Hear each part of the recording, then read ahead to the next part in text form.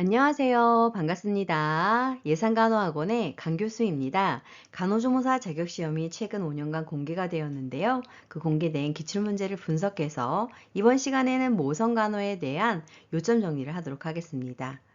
국시를 분석해서 동영상을 만들었기 때문에 반복해서 들으신다면 모두 맞추실 수 있습니다.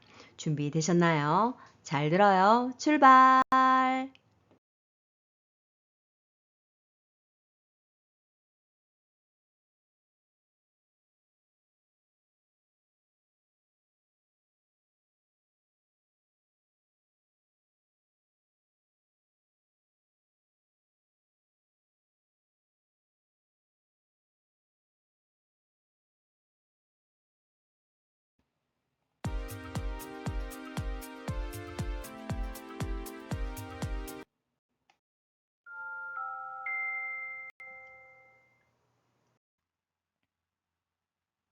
여성의 생식기와 임신에 대해서 알아보도록 하겠습니다. 생식세포에는 난자와 정자가 있는데 난자는 난소에서 생산이 되고 수명은 12시간에서 24시간입니다. 정자는 고안에서 생산이 되고 있으며 수명은 질내에서는 4시간에서 8시간, 자궁 내에서는 3일 정도입니다. 태아의 성별을 결정하는 요인으로는 정자가 결정을 하게 됩니다. 자, 그 다음으로는 배란에 대해서 알아볼까요? 배란은 난자가 매월 복강 내에 배출되는 것으로 배란을 하게 되면 기초체온이 상승하게 됩니다. 여성의 임신 가능 기간이 시험 문제 출제가 되고 있는데요. 배란일을 중심으로 해서 전후 4일간입니다. 월경이란 배란 후 약 14일 후 자궁 내막에 기저층만 남기고 박리되어 혈액과 분비물이 배출되는 현상인데요. 배란과는 반대로 기초체온이 하강이 되고 있습니다. 그래서 이 체온의 변화가 문제로 출제가 되고 있습니다. 또한 월경 주기에 관여하는 호르몬으로는 에스트로겐, 생식샘 자극 호르몬, 황체 호르몬인 프로제스테론이 관여하고 있습니다. 자, 그럼 수정에 대해서 알아볼까요? 수정은 최근과 과거 국가고시에 출제가 되고 있는 부분인데요. 난간의 팽대부에서 정자와 난자가 수정이 되게 됩니다. 수정란은 22쌍의 보통 염색체와 한 쌍의 성염색체인 즉 46개 유전자로 이루어져 있습니다. 자, 그럼 착상과 입덧에 대해서 알아볼까요? 착상은 수정 후 7일에 걸쳐서 자궁각 내에 착상, 자리를 잡게 됩니다. 자, 그럼 입덧은 언제 하는 것일까요? 임신 6에서 12주 사이에 구역과 구토가 발생이 되고 그 이후인 4개월부터는 체중 증가가 있게 됩니다.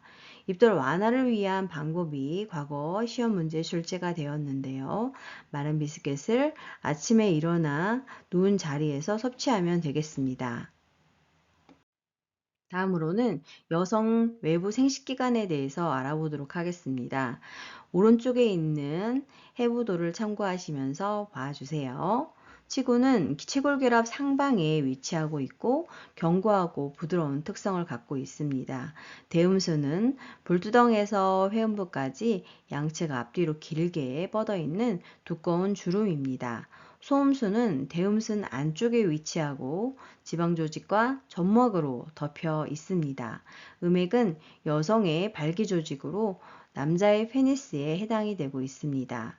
질입구주름, 즉 천여막은 여성 생식기의 내외부를 경계하는 곳으로 질구에 자리를 잡고 있게 되는데 시험 문제에 외부 생식기관의 예시로 들어가고 있습니다. 회음은 사람의 음부와 항문 사이를 가리키는 말이며 질입구는 요도구 밑에 있는 약간 큰 구멍으로 입구는 질입구 주름, 즉 천여막으로 덮여 있습니다.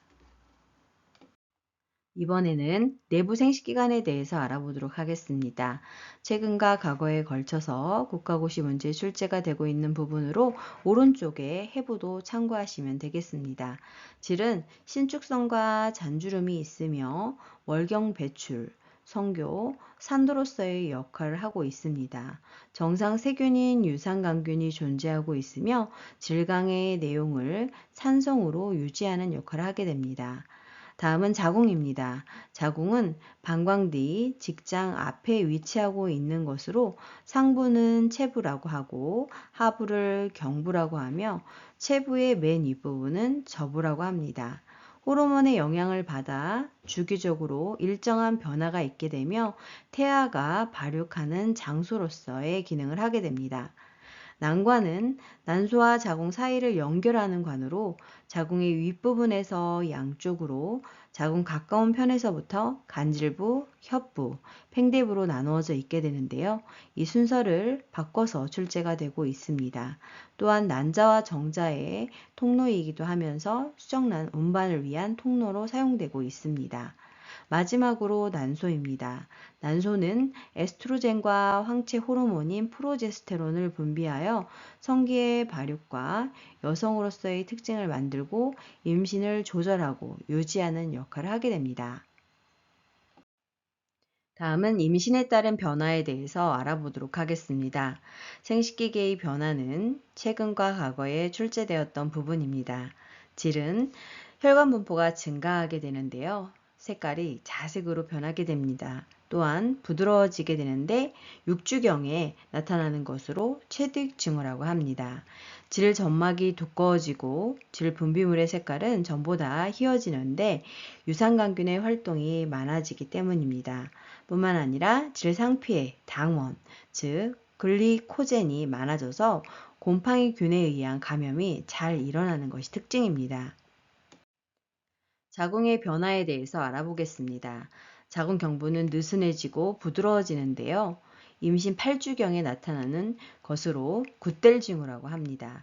세균이 침입하지 못하도록 방어 역할을 하는 점액 플러그를 형성하게 되고 자궁은 에스트로겐의 영향으로 비임신 시에 비해서 20배가 증가하게 되면서 유추 만곡으로 유통을 발생하게 됩니다. 이럴 때 어떻게 해야 되는지가 시험 문제로 출제가 되고 있는데요. 편안한 자세로 자고 나면 사라집니다. 자궁 저부는 임신 40주 중 36주가 되면 검상 돌기에 이르게 되고 가장 높이 올라오는 위치가 되겠습니다. 이후 자궁이 분만할 준비가 되면서 태아의 머리가 골반강 쪽으로 내려와서 일어나는 현상인 가벼워짐, 즉 하강감이 발생합니다. 난관은 임신 동안 더 길어지고 정맥 혈관이 3배 정도 확장됩니다. 난소는 임신이 되었기 때문에 배란은 중지되지만 에스트로겐과 황체 호르몬인 프로제스테론은 임신 8에서 10주까지 분비되고 중반기 이후 황체가 쇠퇴됩니다. 유방은 커지고 민감하고 묵직한 느낌이 들게 됩니다. 또한 임신 16주 이후에는 유륜 주위의 2차적 유륜이 분홍빛으로 나타나게 되는데 몽고메리 결절이 생깁니다. 이것의 기능은 피지선이 비대해져서 유두를 매끄럽게 하는 역할을 하게 되고 유두와 유륜 착색이 생기게 되며 임신성과 정매에 우열이 발생합니다. 그리고 16주 말이 되면 전초유가 나오게 되고 임신 말기에는 진한 초유가 나오게 됩니다.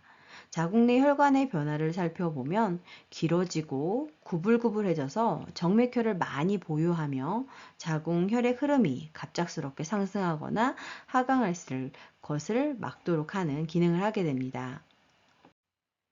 심혈관계 변화로는 앙화의 시 하대정맥이 눌려지면서 앙화의 저혈압 증후군이 나타나게 되는데요. 이것은 혈압이 떨어지고 졸도하는 현상이 나타나게 됩니다. 또한 20주 이후에 혈압이 상승한다면 임신성 고혈압을 의심하고 철저한 산전 관리를 해야 합니다. 혈액량은 임신 기간 동안 1500ml가 증가하게 되는데 혈색소가 증가하지만 혈장량, 즉 액체의 양의 증가폭이 더 커서 일시적으로 가성빈혈이 발생할 수 있게 되고 심장질환이 있는 임산부는 내과 의사 진찰을 받아야 합니다. 호흡계통의 변화는 자궁의 증대로 횡격맥 상승으로 폐 잔류 용적이 감소하는 것을 보상하지 못하게 되는데요. 그래서 24주 이후가 되면 기존 흉식 호흡을 하던 것을 복식 호흡으로 호흡 양상이 변화하게 됩니다.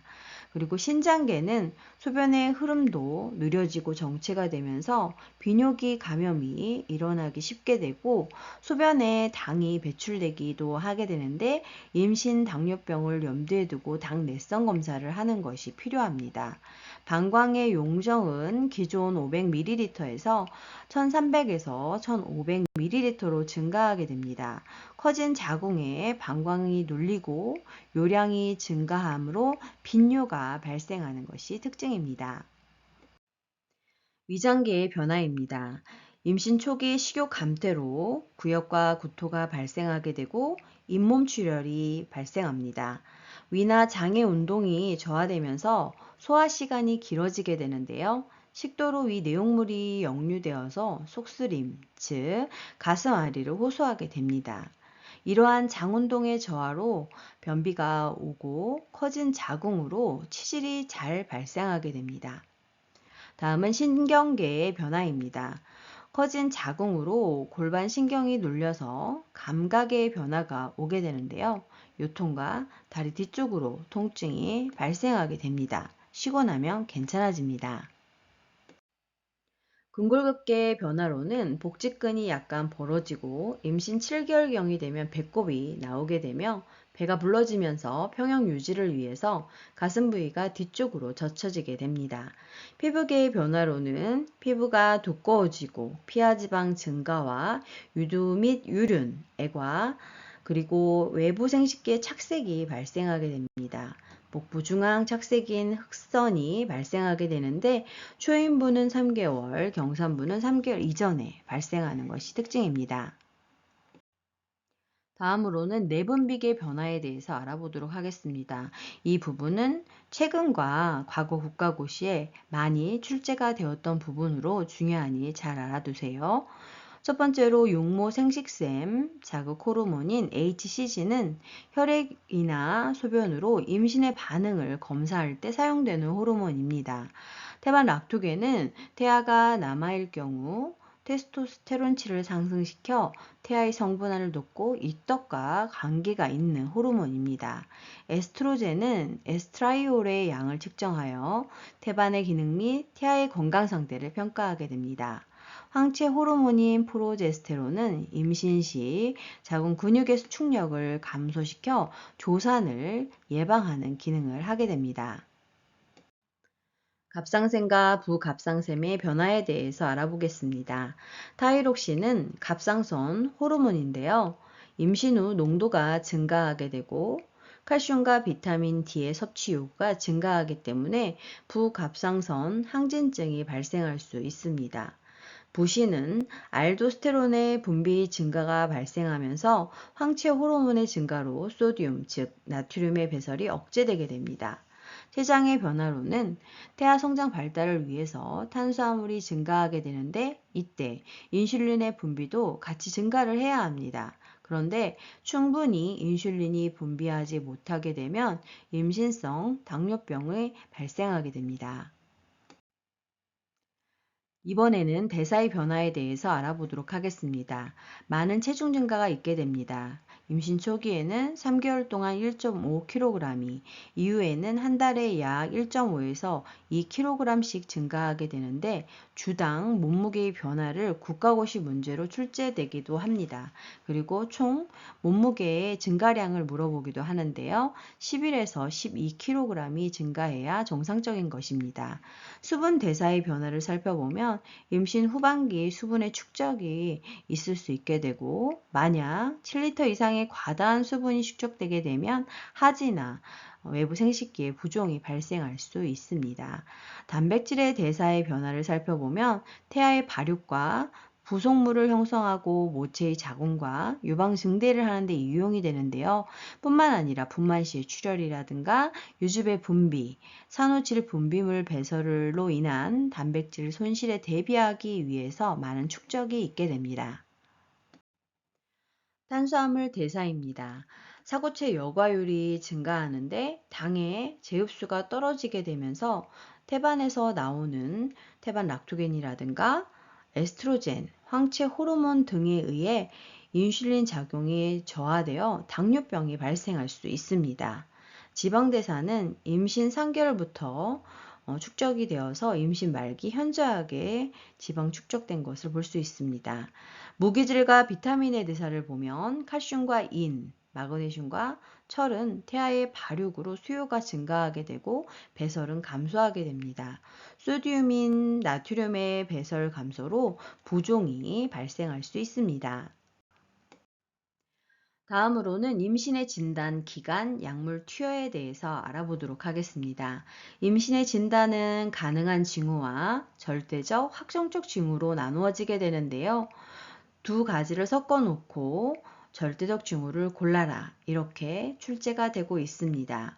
먼저 임신의 가능한 징후를 살펴보면 월경이 중단되거나 입덧, 복부의 증대, 태아의 윤곽 촉진, 자궁의 유연성이 증가되고 임신 반응 검사로 가능한 징후라고 할 수 있습니다.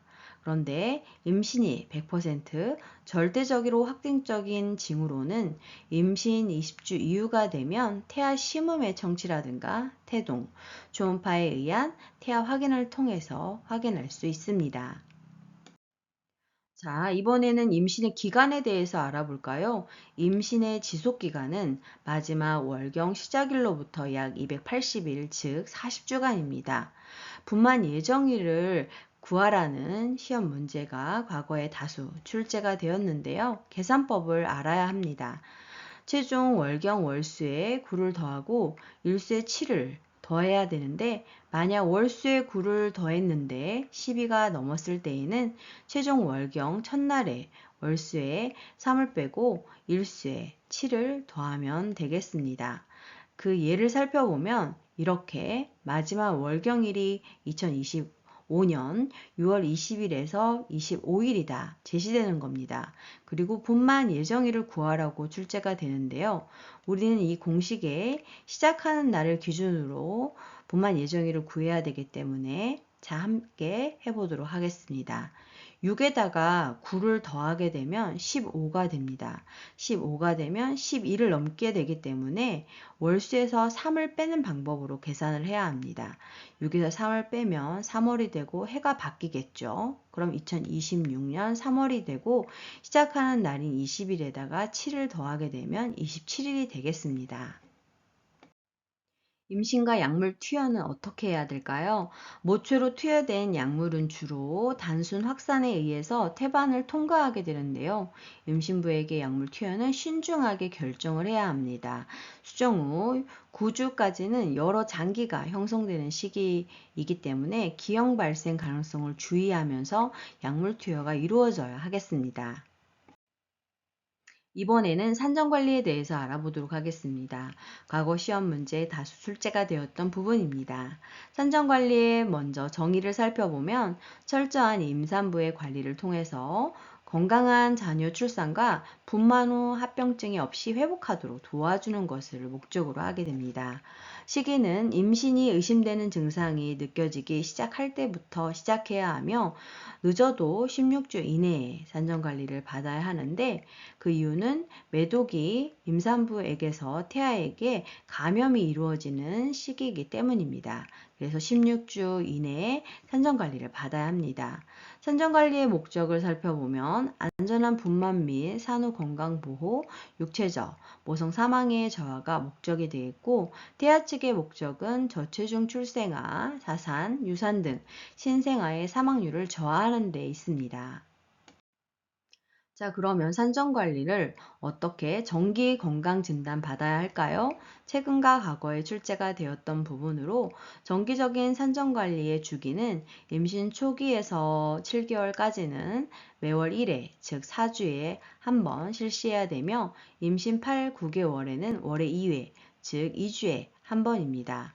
그리고 이후 분만까지는 월 4회로 일주일에 한 번씩 산정관리를 받으면 되겠습니다. 자, 그러면 인부 산전 진찰 시 매번 반드시 시행해야 하는 검사는 어떤 것들이 있을까요? 체중 측정, 임신 고혈압과 임신 중독증 유무를 확인하기 위해서입니다. 그리고 소변 검사를 하게 되는데 단백뇨나 당뇨를 확인하기 위해서입니다. 혈압 측정 및 목부 청진 및 촉진을 하게 됩니다. 임신부의 정기 진찰 시 검사 항목에 대해서 알아보도록 하겠습니다. 이 부분은 과거에 자주 출제되었던 부분이었다가 최근에 시험 문제가 출제가 되고 있습니다. 첫 방문 시에는 여러 검사들을 해야 하는데요. 산모는 혈액 검사를 통해서 혈색소, 혈액형의 항체 여부를 확인합니다. 소변 검사, 빈혈 검사, 풍진 항체 검사, 비형 간염 검사, 매독 에이즈 반응 검사, 자궁 경부암, 자궁 경부 질세포 검사, 초음파 검사를 하게 됩니다. 전 기간 동안에는 혈압, 몸무게, 태아 심박동, 소변 검사, 정기 검진 때 주기적으로 검사하기도 합니다. 11주에서 14주 사이에는 통합 선별 검사로 1차 혈액 검사 PAPP-A 검사를 하게 되고 초음파 검사를 통한 목덜 및 투명대 검사, 태아 DNA 선별 검사를 선택적으로 하게 됩니다.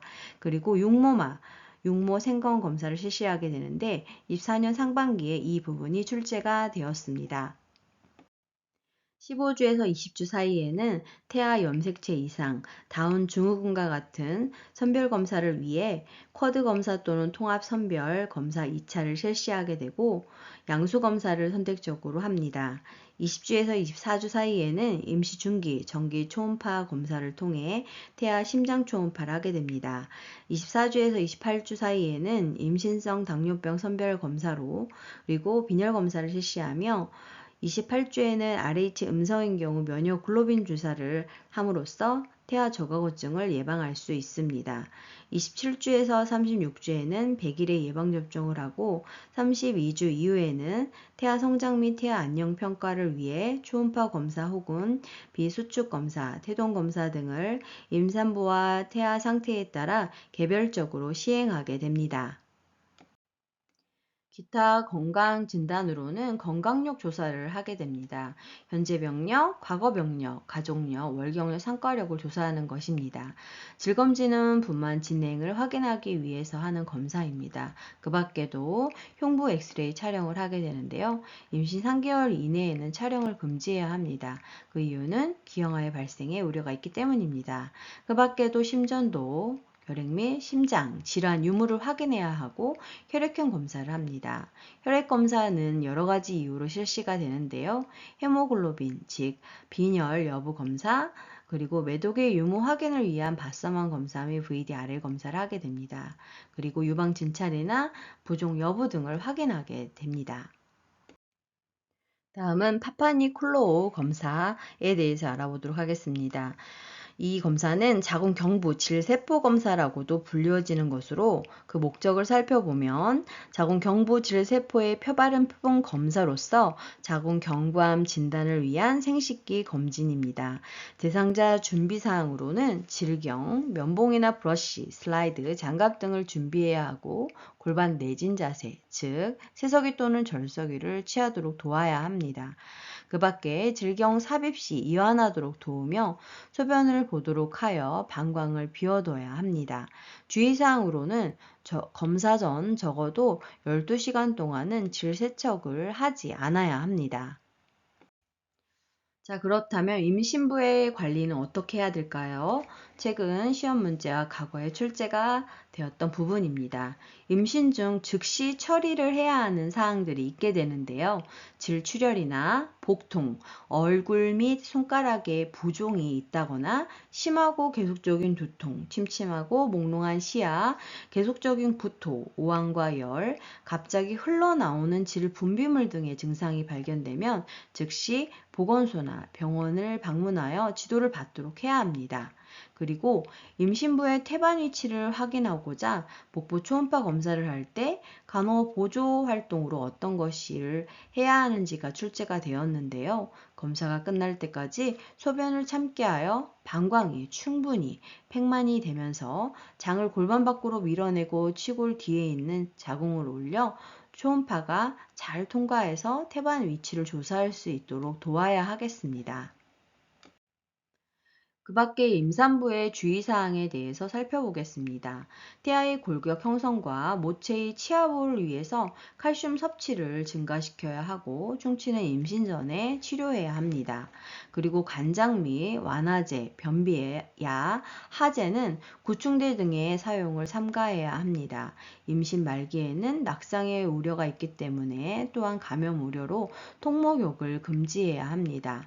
고단백과 저지방의 균형 잡힌 식사를 해야 하고 평상시와 같은 적절한 운동, 그러나 체중이 5kg 늘었을 경우 하루에 20에서 30분 정도 운동할 것을 적극 권장해야 합니다. 그리고 하지 부종 시에는 다리를 높여주는 것이 좋습니다. 청결에 유의를 해야 하고 통풍이 잘 되는 면으로 된 속옷을 입되 자주 빨아서 갈아입고 너무 긴 옷은 입지 않는 것이 좋습니다.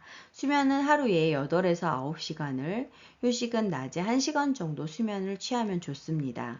그리고 정신적 안정을 취하고 여행 및 무리한 장거리 보행은 되도록 삼가하는 것이 좋습니다. 임신 중 입덧은 임신 6에서 12주 사이에 발생을 하게 되는데요. 입덧이 심한 임산부는 탄수화물이 많이 함유된 음식인 비스켓, 토스트를 소량 섭취하며 자리에서 일어나기 전 마른 음식과 3000cc 수분 섭취를 권장하고 가식은 금해야 합니다. 임신부가 진료를 받을 때에는 골반 내진 자세에 절서기를 취해야 하고 신체 노출을 최소한으로 도와줘야 합니다. 임신 말기 임산부는 소듐인 나트륨이 제한되도록 해야 하며 임신이 진행되면서 혈액량의 증가로 철분이 특히 더 요구가 됩니다. 임신 말기 욕주로 이동 시 무게중심이 변하여 외상의 가능성이 있기 때문에 통목욕은 삼가해야 합니다. 유방보호는 경산부의 경우 임신 후반기에 실시하게 되고 초임부는 임신 5개월부터 실시하게 됩니다. 방법으로는 부드럽고 마른 수건으로 살살 문질러 유두를 단련시키고 알맞은 브래지어로 지지해줘야 합니다. 유방 세척 시에는 중성 비누와 물을 사용하여야 하며 함몰 유두는 미리 간호하여 수유에 대비해야 하겠습니다. 그 이유는 유방 세척을 할 때 비누를 사용하게 되면 피지가 모두 제거되어 유두 균열이 발생할 수 있기 때문입니다. 엽사는 적혈구 생성을 위해 필요하게 되고 결핍 시에는 태아의 신경계에 악영향을 미칠 수 있고 태아 성장을 지연시키기 때문에 충분한 섭취가 필요합니다. 임신 말기에는 오래 쭈그리고 앉아서 활동하지 않아야 하고 손이나 눈 주위에 부종이 있으면 요검사를 해 봐야 합니다. 보통 부종은 하지에서부터 시작하는데 손이나 눈 주위에 부종이 있을 정도면 수분 축적이 과다하기 때문입니다. 그리고 임산부에게 갑상선 호르몬이 결핍될 경우 태아에게 크레틴병이 발생하여 성장 지연과 함께 선천성 기형을 초래하기 때문에 주의해야 합니다. 다음은 임신 말기 시 정맥류의 자가간호에 대해서 알아보도록 하겠습니다. 임신 후반기에 증대된 자궁이 복부 정맥을 압박하기 때문에 다리와 외부 생식계 부종이 나타나는 것으로 비만이나 중력, 배변 시 힘주기 등에 의해서 악화될 수 있습니다. 간호 내용을 살펴보면 트렌들렌 부르크 자세, 즉 골반 고이를 2에서 5분 정도 취해주고 취침 시 다리를 올려주며 낮에 일할 때 신축성이 있는 탄력 양말이나 붕대를 사용해야 합니다. 몸을 조이는 의복은 피하며 가볍게 걷는 운동을 하고 다리를 꼬는 자세는 피하고 규칙적인 운동과 따뜻한 물로 자욕을 하는 것이 도움이 됩니다. 장시간 오래 서 있는 것을 삼가고 굽이 낮은 신발을 신도록 해야 합니다. 임신 중의 변비는 어떻게 되는 것일까요? 임신 전반에 걸쳐 흔히 나타나는 질병이 아닌 불편감으로 변비가 심할 경우 증대된 자궁으로 인해서 치질을 초래할 수 있습니다. 간호 내용을 살펴보면 수분은 하루에 3000cc 이상 섭취를 하게 되고 야채 등 셀룰로스, 섬유질을 충분히 섭취해야 합니다. 규칙적인 식사와 배변 습관을 기르도록 하며 관장, 완화제인 변비약, 광유, 미네랄 오이 등을 금지해야 합니다. 이완요법과 심호흡을 하고 규칙적인 운동을 통해서 예방할 수 있습니다. 불편감에 대해서 알아보도록 하겠습니다. 임신 초기에 속쓰림인 가슴앓이가 발생할 수 있게 되는데요. 정확한 원인은 모르지만 육모 생식센 자극 호르몬, 황체 호르몬의 연동 운동의 장애 등으로 임신 4에서 6주에 생겨 12주경 사라지게 됩니다. 위 공복 상태나 과식은 피하는 것이 좋고 기름지거나 자극성 있는 음식은 피해야 합니다. 잠자리에서 일어나기 전에 크래커, 비스킷 등을 먹는 것이 도움이 되며 콜라, 따뜻한 우유, 차 등이 도움이 됩니다. 구역과 구토는 태아를 위한 증상이기 때문에 안심해도 됩니다. 임신 중기의 속쓰림인 가슴앓이에 대해서는 24년 하반기에 출제가 되었는데요. 황체 호르몬 프로제스테론으로 인한 위장관 운동의 저하와 연동 운동의 역류, 그리고 자궁의 위를 압박하면서 발생하게 되는데요. 간호 내용으로는 좋은 자세를 유지하는 것이 좋고 허리가 조이지 않는 옷을 입히며 우유를 소량 마시고 가스 형성 식사 또는 지방성 식사는 피하는 것이 좋습니다.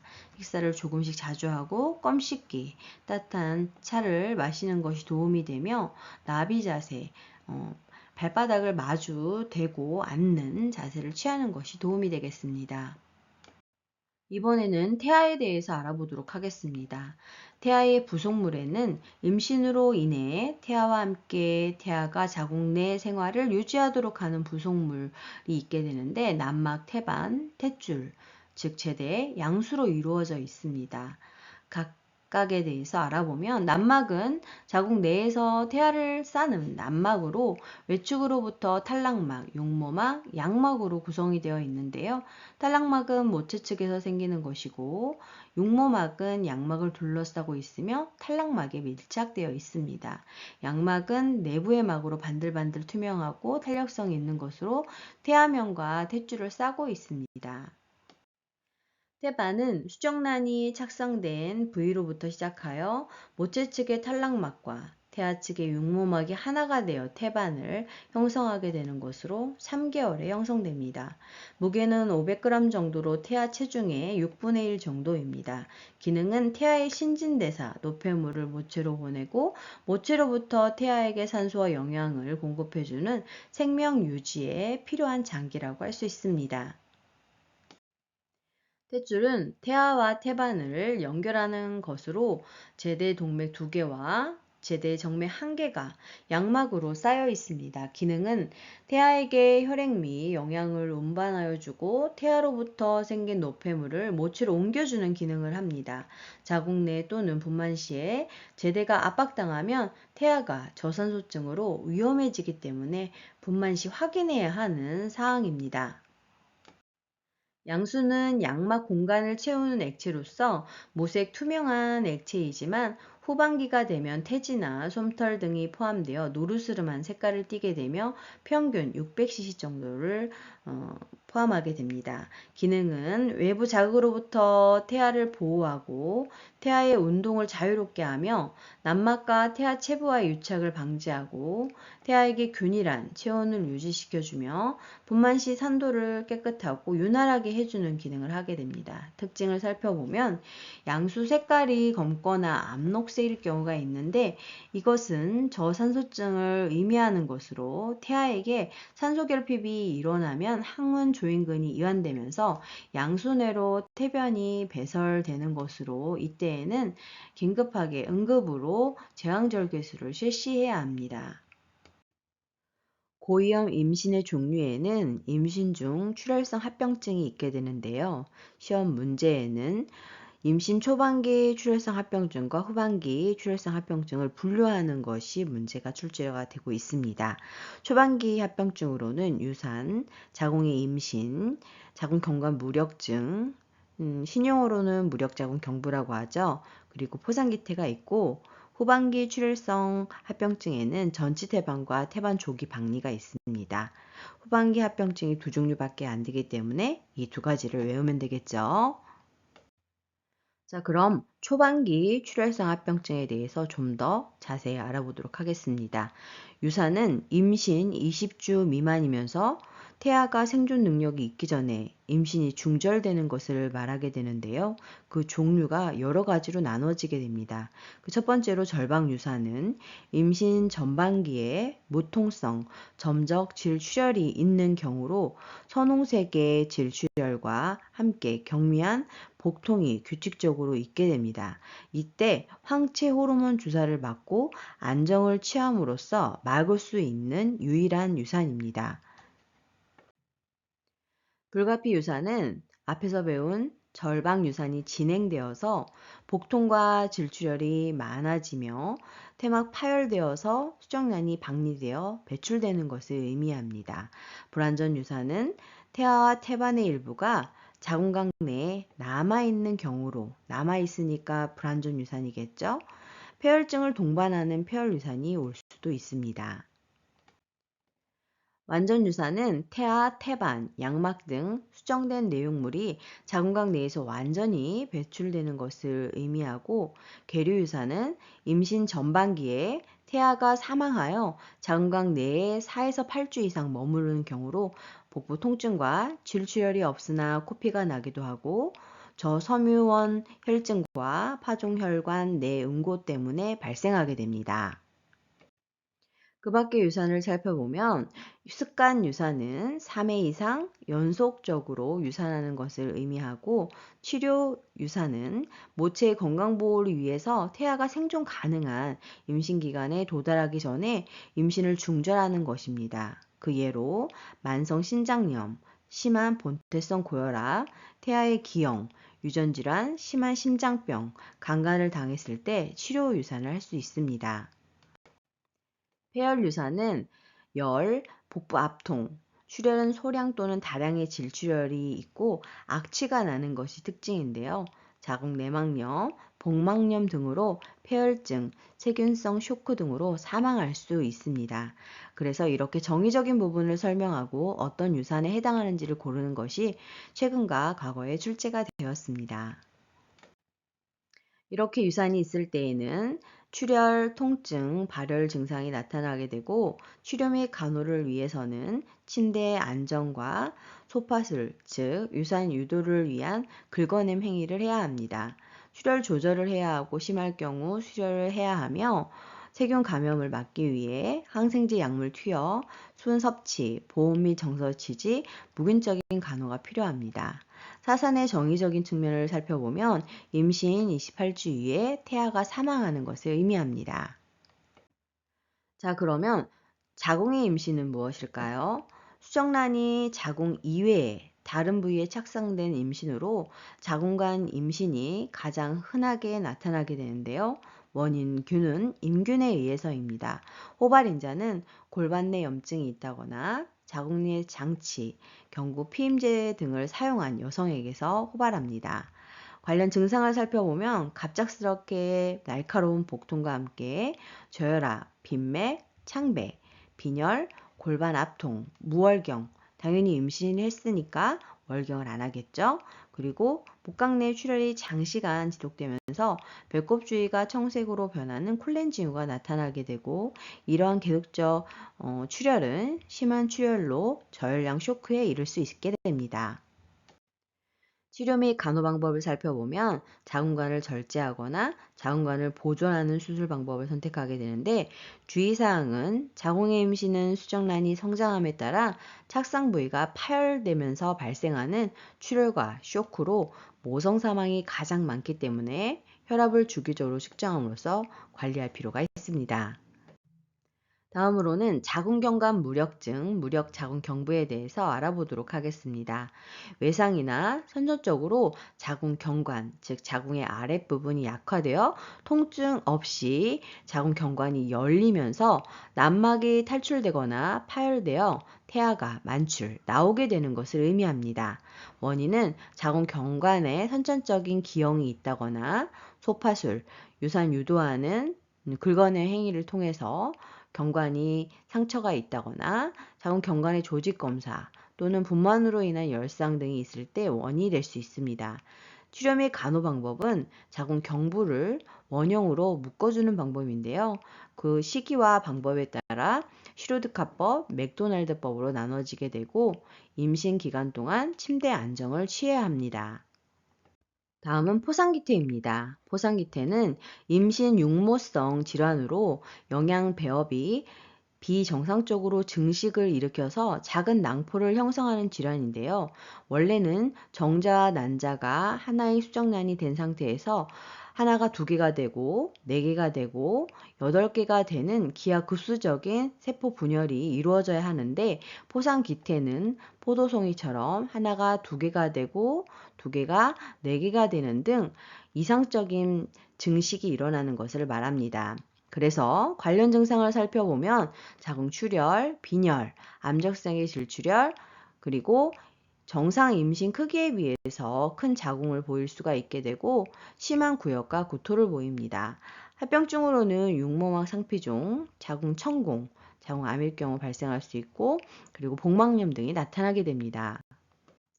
추가 치료 및 간호 방법을 살펴보면 긁어내는 소파술, 암일 경우 자궁 적출술, 전이 여부를 확인하는 흉부 엑선 촬영, 화학요법 등을 하게 되고 주기적인 육모 생리성 호르몬 검사를 통해서 정상 수치로 돌아오는지 여부를 확인해야 합니다. 주일엑스 3번, 그런 다음 1개월에 1회씩 6개월, 2개월에 1회씩 6개월, 6개월에 한 번까지 해서 정상 육모 생식생 자극 호르몬인 HCG의 수치를 보일 때에는 바로 임신을 계획하는 것이 아니라 1년간 피임을 해야 합니다. 이번에는 임신 후반기 출혈성 합병증의 종류인 전치태반에 대해서 알아보도록 하겠습니다. 전치태반은 태반이 자궁의 하부에 착상을 하여서 자궁 경관의 안쪽을 전체 또는 부분적으로 덮고 있거나 자궁 경관과 태반이 매우 가까이 위치한 것을 의미하는데요. 다분만부, 여러 번 아이를 분만한 여성, 35세 이상의 고령의 인부, 제왕절개 분만자, 다태 임신을 한 여성에게서 호발합니다. 전치태반의 종류를 살펴보면 완전히 자궁 경관을 덮고 있는 상태일 때에는 완전 전치태반, 그리고 일부만 덮고 있을 때에는 부분 전치태반, 가장자리에 도달했을 때에는 가장자리 전치태반, 그리고 경관에서 약간 떨어져 있는 상태일 때에는 하위 전치태반으로 나누어지게 됩니다. 전치태반이 발생하는 원인으로는 이유를 알 수가 없고 자궁 수술 후 상처 부위에 잘 생기는 것으로 보고되고 있습니다. 관련 증상을 살펴보면 갑작스러운 무통성 질출혈이 임신 7개월 이후에 발생한다는 것이 대표적인 특징으로 이것을 설명을 하고 이 종류에 해당하는 것이 어떤 것인지 물어보는 것이 국시 문제의 출제가 되었습니다. 특징상 자궁 경관 부분을 태반이 막고 있기 때문에 절대로 내진을 해서는 안 되는데요. 내진을 하게 되면 태반이 떨어지기 때문입니다. 그래서 이런 부분을 설명하고 어떤 고위험 임신의 합병증에 해당이 되는지 골라라 출제가 되고 있습니다. 자, 그럼 치료 및 간호 방법에는 어떤 것이 있을까요? 태아의 생존 능력에 따라서 대기요법과 제왕절개술로 나누어지게 됩니다. 태아가 생존력이 아직 없다면 태아가 생존력이 있을 때까지 임신을 유지하고 절대 안정 및 약물 투여를 하는 대기요법이 있게 되고 37주 이상일 때에는 제왕절개술을 통해서 아이를 출산을 하게 되는데요. 37주 이상이면서 분만이 시작되거나 출혈이 계속되면 즉시 실시를 하고 출혈이 적거나 가장자리 전치태반인 경우에는 질분만도 고려한다고 합니다. 다음으로는 임신 관련 고혈압성 장애에 대해서 알아보도록 하겠습니다. 이 부분은 과거 국가고시에 정말 출제가 많이 되었고 최근에도 여러 번 출제가 되었던 부분입니다. 임신 관련 고혈압성 장애에서 자간전증과 자간증이 출제가 많이 되고 있는데요. 자간전증은 임신 20주 이후에 고혈압, 단백뇨, 부종이 대표적인 증상입니다. 자간증은 이에 추가로 경련이 동반되었을 때를 말하게 되는 것입니다. 호발인자는 젊은 초임부나 다분만부에게 발생하며 원인은 알 수 없고 다태 임신, 쌍둥이 이상의 아이를 동시 분만했을 경우, 그리고 포상계태, 자궁 내 혈관의 경련이 있을 때 원인이 된다고 합니다. 영양은 자간전증이 있게 되면 자궁 내 태아 성장에 제한을 초래하게 되는데, 이는 자궁 태반의 세동맥 병소로 인해서 태반 관류의 손상이 발생하기 때문에 문제가 되는 것입니다. 자간전증인 임신 중독증이 발생하면 관련 증상으로는 혈압이 상승하게 되고 부종이 발, 하지, 전신 순으로 나타나게 됩니다. 그리고 단백뇨가 나타나게 되는데, 자간증이 될 수 있는 위험한 증상이 무엇인지를 과거에 물어보는 것이 출제가 되었습니다. 혈압이 올라가니까 심한 두통이 지속되고 얼굴과 손가락의 부종, 현기증 또는 시야가 흐려지고 계속적인 구토, 요량의 급격한 감소, 명치 부위 통증 등이 나타날 수 있습니다. 이런 경우 즉시 병원에 가야 합니다. 자간전증의 증상이 좀 더 심해지면서 경련을 동반하는 게 특징인데, 경련이 발생하는 시기는 임신 말기에 50%, 분만 중 25%, 출산 후 48시간 이내에 25%가 나타납니다. 합병증으로는 신부전, 폐부종, 간혈종 파열, 전시성 파열 혈관 내 응고, 태반 조기 박리 등이 나타납니다. 자간전증의 치료 및 간호는 철저한 산전관리를 통해서 조기 발견에 힘써야 되는데요. 경증 자간전증일 때에는 주 2회 통원 치료를 함으로써 혈압, 체중, 단백뇨, 혈액 검사로 증상을 확인해야 합니다. 뿐만 아니라 활동 제한을 하고 침대 안정을 취해야 하고, 태아의 성장을 위해서 고단백 식사, 혈압 관리를 위해서 저염, 저열량 섭취, 그리고 부종이 심할 때에는 수분 제한 섭취를 해야 합니다. 적절한 탄수화물 섭취와 고비타민, 약물 투여로 진정제를 투여할 수 있게 됩니다. 자간전증 환자가 입원을 했을 때 필요한 간호 내용으로는 절대 안정이 우선이고, 병실을 조용하고 어둡게 유지를 해야 하는데요. 그 이유는 경련을 자극하는 환경이 만들어지지 않아야 하기 때문입니다. 즉, 시끄럽거나 밝은 환경은 경련을 자극하는 환경입니다. 그리고 태반 관료 증진을 위해서 자치기를 취해줘야 하고, 활력 징후 측정, 의식 상태나 반사 상태를 사정해야 합니다.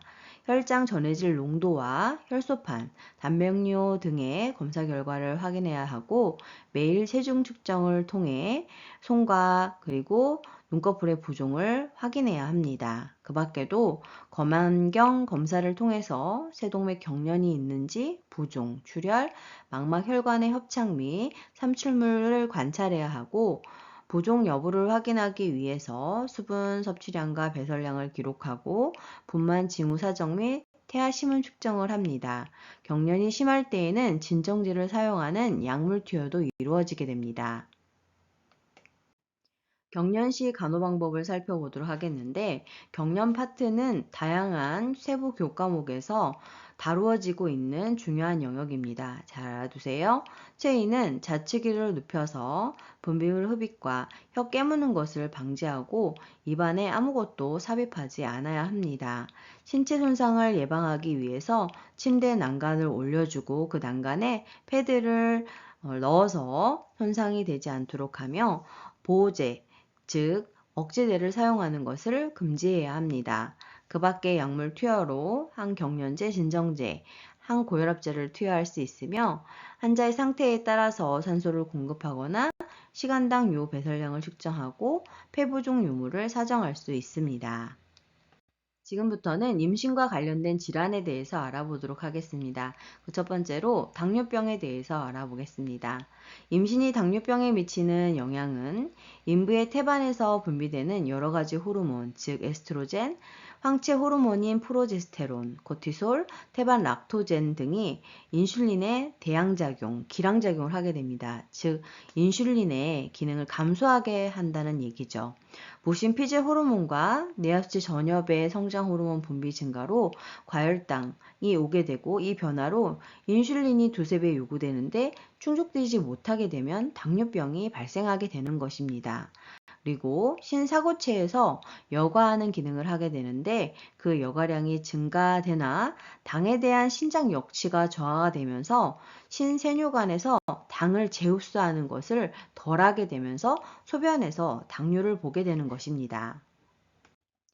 당뇨병이 임신에 미치는 영향을 살펴보면 인부에게는 비뇨 생식계 감염이 발생이 증가할 수 있고 고혈압 발생이 4배 증가하며 양수 과다증, 태아 큰몸증, 즉 거구증, 산후출혈 빈도가 증가하게 되고 태반 조기 박리 위험이 증가합니다. 태아 신생아는 거구증, 저혈당증, 저칼슘증, 호흡곤란증, 선천기형 발생률이 3배에서 4배 증가하게 되고 당뇨병, 케톤산증의 위험이 증가하게 됩니다.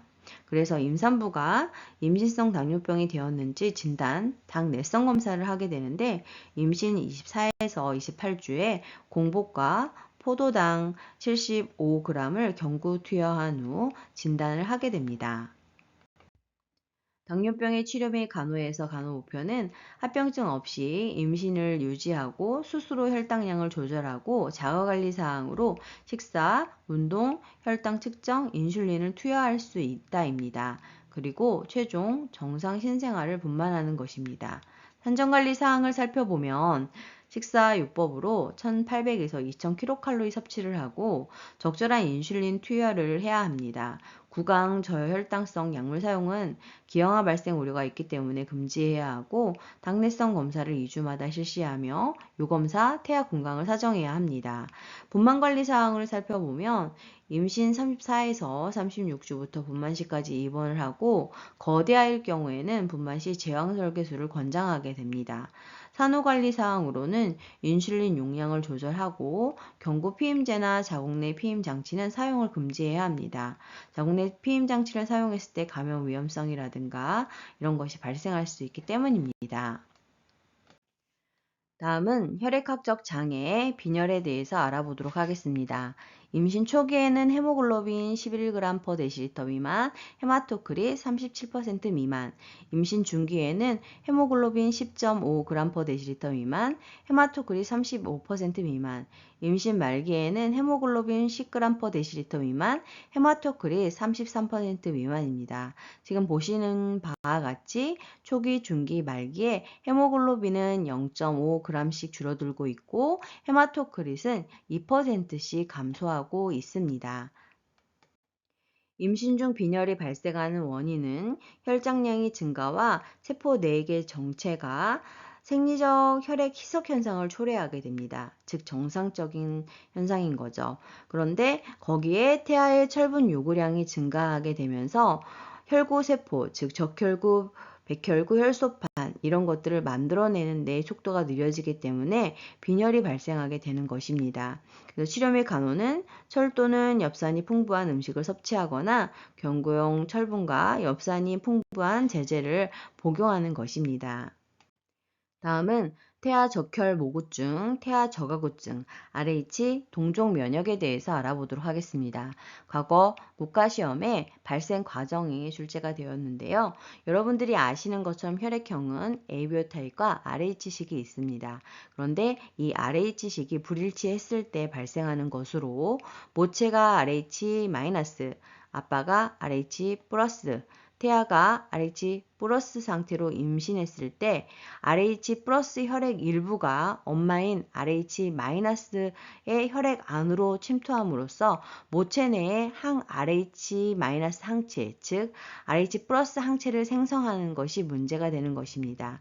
그러한 관련 영향을 살펴보면 첫 임신 시에는 대부분 정상 분만이 됩니다. 그 이유는 태반이 떨어진 후 피가 섞이기 때문입니다. 그래서 두 번째 임신부터 태아 적혈구 용혈 현상이 발생하게 되는 것입니다.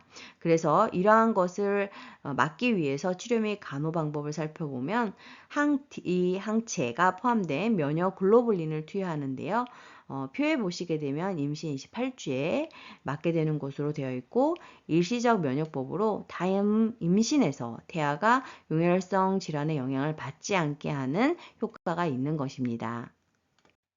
다음은 풍진에 대해서 알아보도록 하겠습니다. 풍진은 원인이 풍진 바이러스에 의해 생기는 것으로서 생후에 감염이 되면 미열, 병감, 코감기, 다발성 관절염, 그리고 목, 귀 뒤쪽에 림프절이 비대가 되는 그 정도의 약한 증상이 나타나게 됩니다. 그런데 선천적으로 태아가 감염이 된 이후에 신생아가 태어나게 되면 선천 기형을 초래하게 되는데 그 문제가 심각합니다. 심장병, 백내장, 청각상실, 뇌기형, 그리고 감각 비장의 비대, 황달, 지능 발달에 지연이 있게 됩니다. 보통 임신 후 90일 이내에 감염 시 문제가 되는 것으로 이것이 발생하는 것을 예방하기 위해서는 가임 여성에게 예방접종을 실시해야 합니다. 단, 인부는 제외되어야 합니다. 만약에 예방접종을 했다면 예방접종 후 1개월간 임신은 금지이며 임신 초기에 감염이 되었다면 치료적 유산을 고려할 수 있습니다. 다음은 매독입니다. 매독은 원인균이 트리포네마 팔리듐이라고 하는 것에 의해 감염되는 것으로 성적 접촉에 의해서 감염이 됩니다. 진단검사가 무엇인지를 물어보는 것이 출제가 되고 있는데요. VDRL 바서만 검사입니다. 매독에 걸리게 되면 태아가 유산이나 사산이 되는 경우가 많기 때문에 조기에 검사를 통해서 치료하는 것이 필요합니다. 그러면 태아에게 감염되는 경로를 살펴보면 임신 4개월 16주 이후에 혈류를 통해 태반을 통해 전파가 되는데요. 그래서 전파가 되면 신생아는 선천 매독에 걸리게 되는 것입니다. 만약에 유산이나 사산이 되지 않고 생존을 하게 되면 코뼈가 없는 안창고, 점막이 헐면서 불어오르는 염증인 스노플즈, 그리고 청각장애 기머거리, 뾰족한 허치든 치아, 불투명한 각막으로 실명 등이 있을 수 있습니다. 그래서 치료 및 간호는 페니실린이라는 항생제로 빨리 치료하는 것이 필요합니다. 다음은 임질에 대해서 알아보겠습니다. 임질은 아동간호와 연결되어서 출제가 되고 있는데요. 원인은 나이세리아 임균에 의해서 발생합니다. 감염 부위는 자궁경부, 요도, 요도주의 조직 및 바르톨린샘, 자궁관에 발생하게 되고 증상으로는 남성에서는 화농성 요도 분비물이 나오고 배뇨시 통증, 요도 입구, 발적 등이 있을 수 있으며 여성에서는 자결감, 타는 듯한 통증, 빈뇨, 배뇨시 통증, 질 분비물이 증가하고 비정상적인 월경 출혈이 있을 수 있으며 항문 질장 불편감이 있을 수 있습니다. 치료 및 간호 방법으로는 산정 관리 시 자궁 경부와 질의 분비물 배양 검사가 필요하고 항생제 투여를 해야 합니다. 이어서 질염의 종류에 대해서 알아보도록 하겠습니다. 트리코모나스 질염은 원인이 트리코모나스로 우리나라에서 감염률이 높고 남녀의 생식기에서 잘 서식하는 기생충으로 여성의 질, 남자의 전립샘, 요도, 방광에 기생하면서 주로 성행위로 인해서 감염되기 때문에 성병으로 간주되고 있습니다. 증상은 가려움, 대하, 앞통과 외음에 자결감이 있고 골반통과 질벽에는 빨갛고 작은 출혈점이 나타나는 것이 특징입니다. 치료는 병발한 만성자궁 경부염과 노인성 질병 등을 치료하는 것입니다. 칸디다 질염, 모닐리아 질염의 원인은 질염을 발생시키는 가장 흔한 질환으로서 전체 여성의 75% 여성이 걸린다고 합니다. 당뇨병과 아구창과 관련이 있는데 당뇨병은 이 병 감염의 소인이 되고 여러 효모균의 감염은 어머니의 성기로부터 신생아의 입에 감염되어 아구창을 초래하게 됩니다.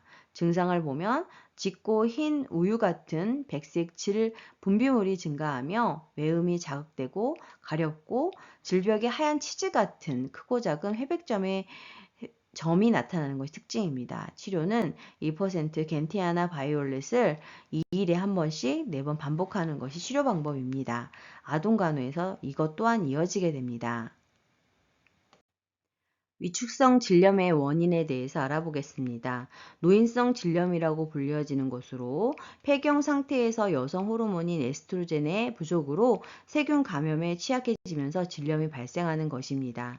증상은 폐경 여성에서 질 분비물과 함께 질 점막이 쪼그라들어 부부관계 시 통증이 있고 출혈 등을 동반하게 됩니다. 치료 방법은 여성 호르몬이 부족해서 생기는 질염으로 국소적인 여성 호르몬 연고나 질정을 삽입하면 되겠습니다. 분만이 이루어지려면 5요소가 모두 충족이 되어야 하는데요. 그 세부 사항에 대해서 알아보도록 하겠습니다. 첫 번째로 태아 부속물입니다. 태위, 즉 엄마와 태아의 척추관계를 말하는 것이고, 태아 자세는 태아 사지와 머리와의 관계, 굴곡, 신전, 완전신전, 불완전신전 이런 것들을 해당하게 됩니다. 그리고 선진부, 모체의 골반 입구에 먼저 들어간 태아의 부분을 말하는 것이고, 태양, 모체의 골반 전후, 좌우면과의 관계를 말하는 것으로 두정이, 둔이 이런 것들을 얘기하게 됩니다.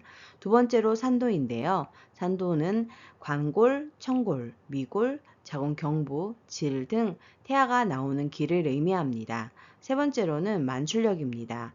1차적 자궁의 수축과 견축과 함께 2차적으로 임산부가 힘을 주는 것에 의해서 힘이 제공됩니다. 네 번째로는 심리적 반응인데요. 임산부의 분만에 대한 이해와 준비성이 어느 정도인지, 지지자의 도움이 있는지, 환경 문화의 조건이 어떠한지가 영향을 미치게 됩니다. 다섯 번째로 인부의 자세입니다. 인부의 자세는 중력을 많이 받을수록 태아의 하강에 영향을 주게 됩니다.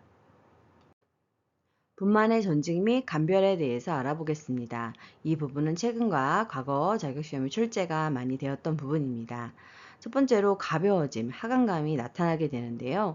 태아 머리가 골반강으로 더 내려오고 따라서 골반 부분이 뻐근해지는 걸 느낄 수 있습니다.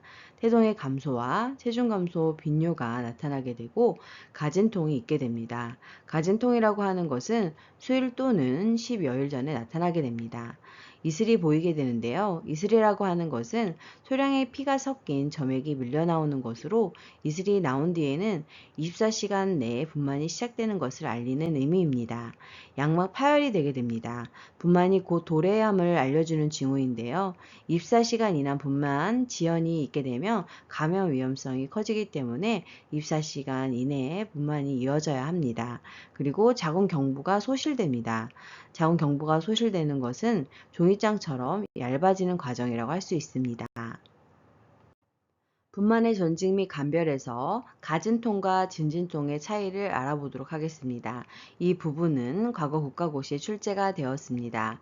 가진통은 자궁 경부의 괴대와 소실에 변화가 없는 것이 특징이고, 통증 부위는 복부에 주로 국한되게 됩니다. 걸으면 완화되고 휴식 시 통증이 감소하는 특징을 갖게 됩니다. 수축 기간과 강도를 보면 변화가 없고 수축 간격도 변화가 없습니다.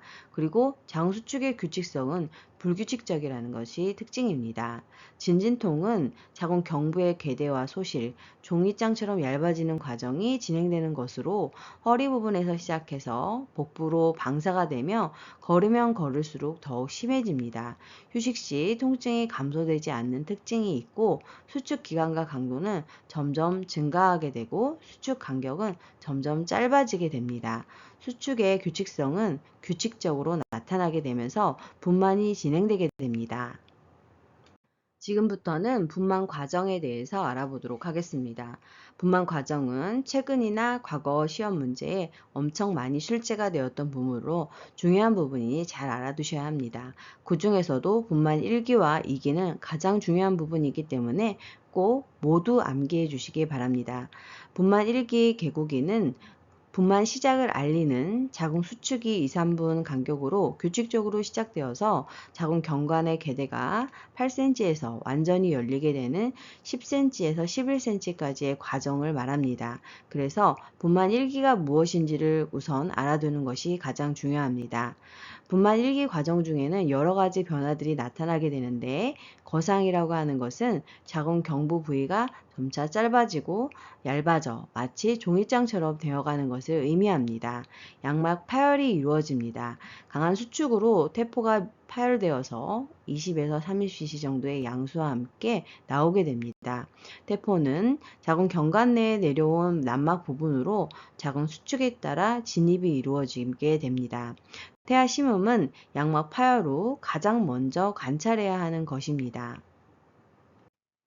분만 1기 중에는 간혹 태변 배출이 이루어지기도 하는데요. 이것은 분만 중 양수 색깔이 암록색을 보일 경우 관찰이 가능하고 태아가 산소 결핍으로 인해서 태변을 배출한 것이기 때문에 긴급하고 응급한 상황이라고 할 수 있습니다.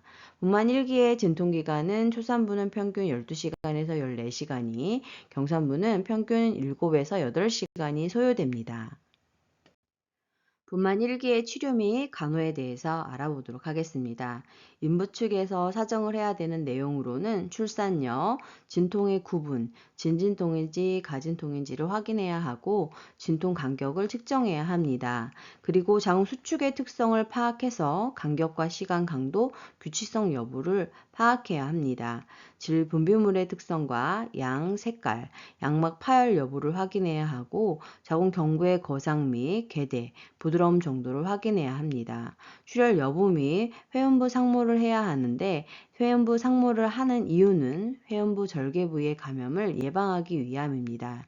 일기 중에 가장 중요한 내용이라 할 수 있는 복압을 금지해야 합니다.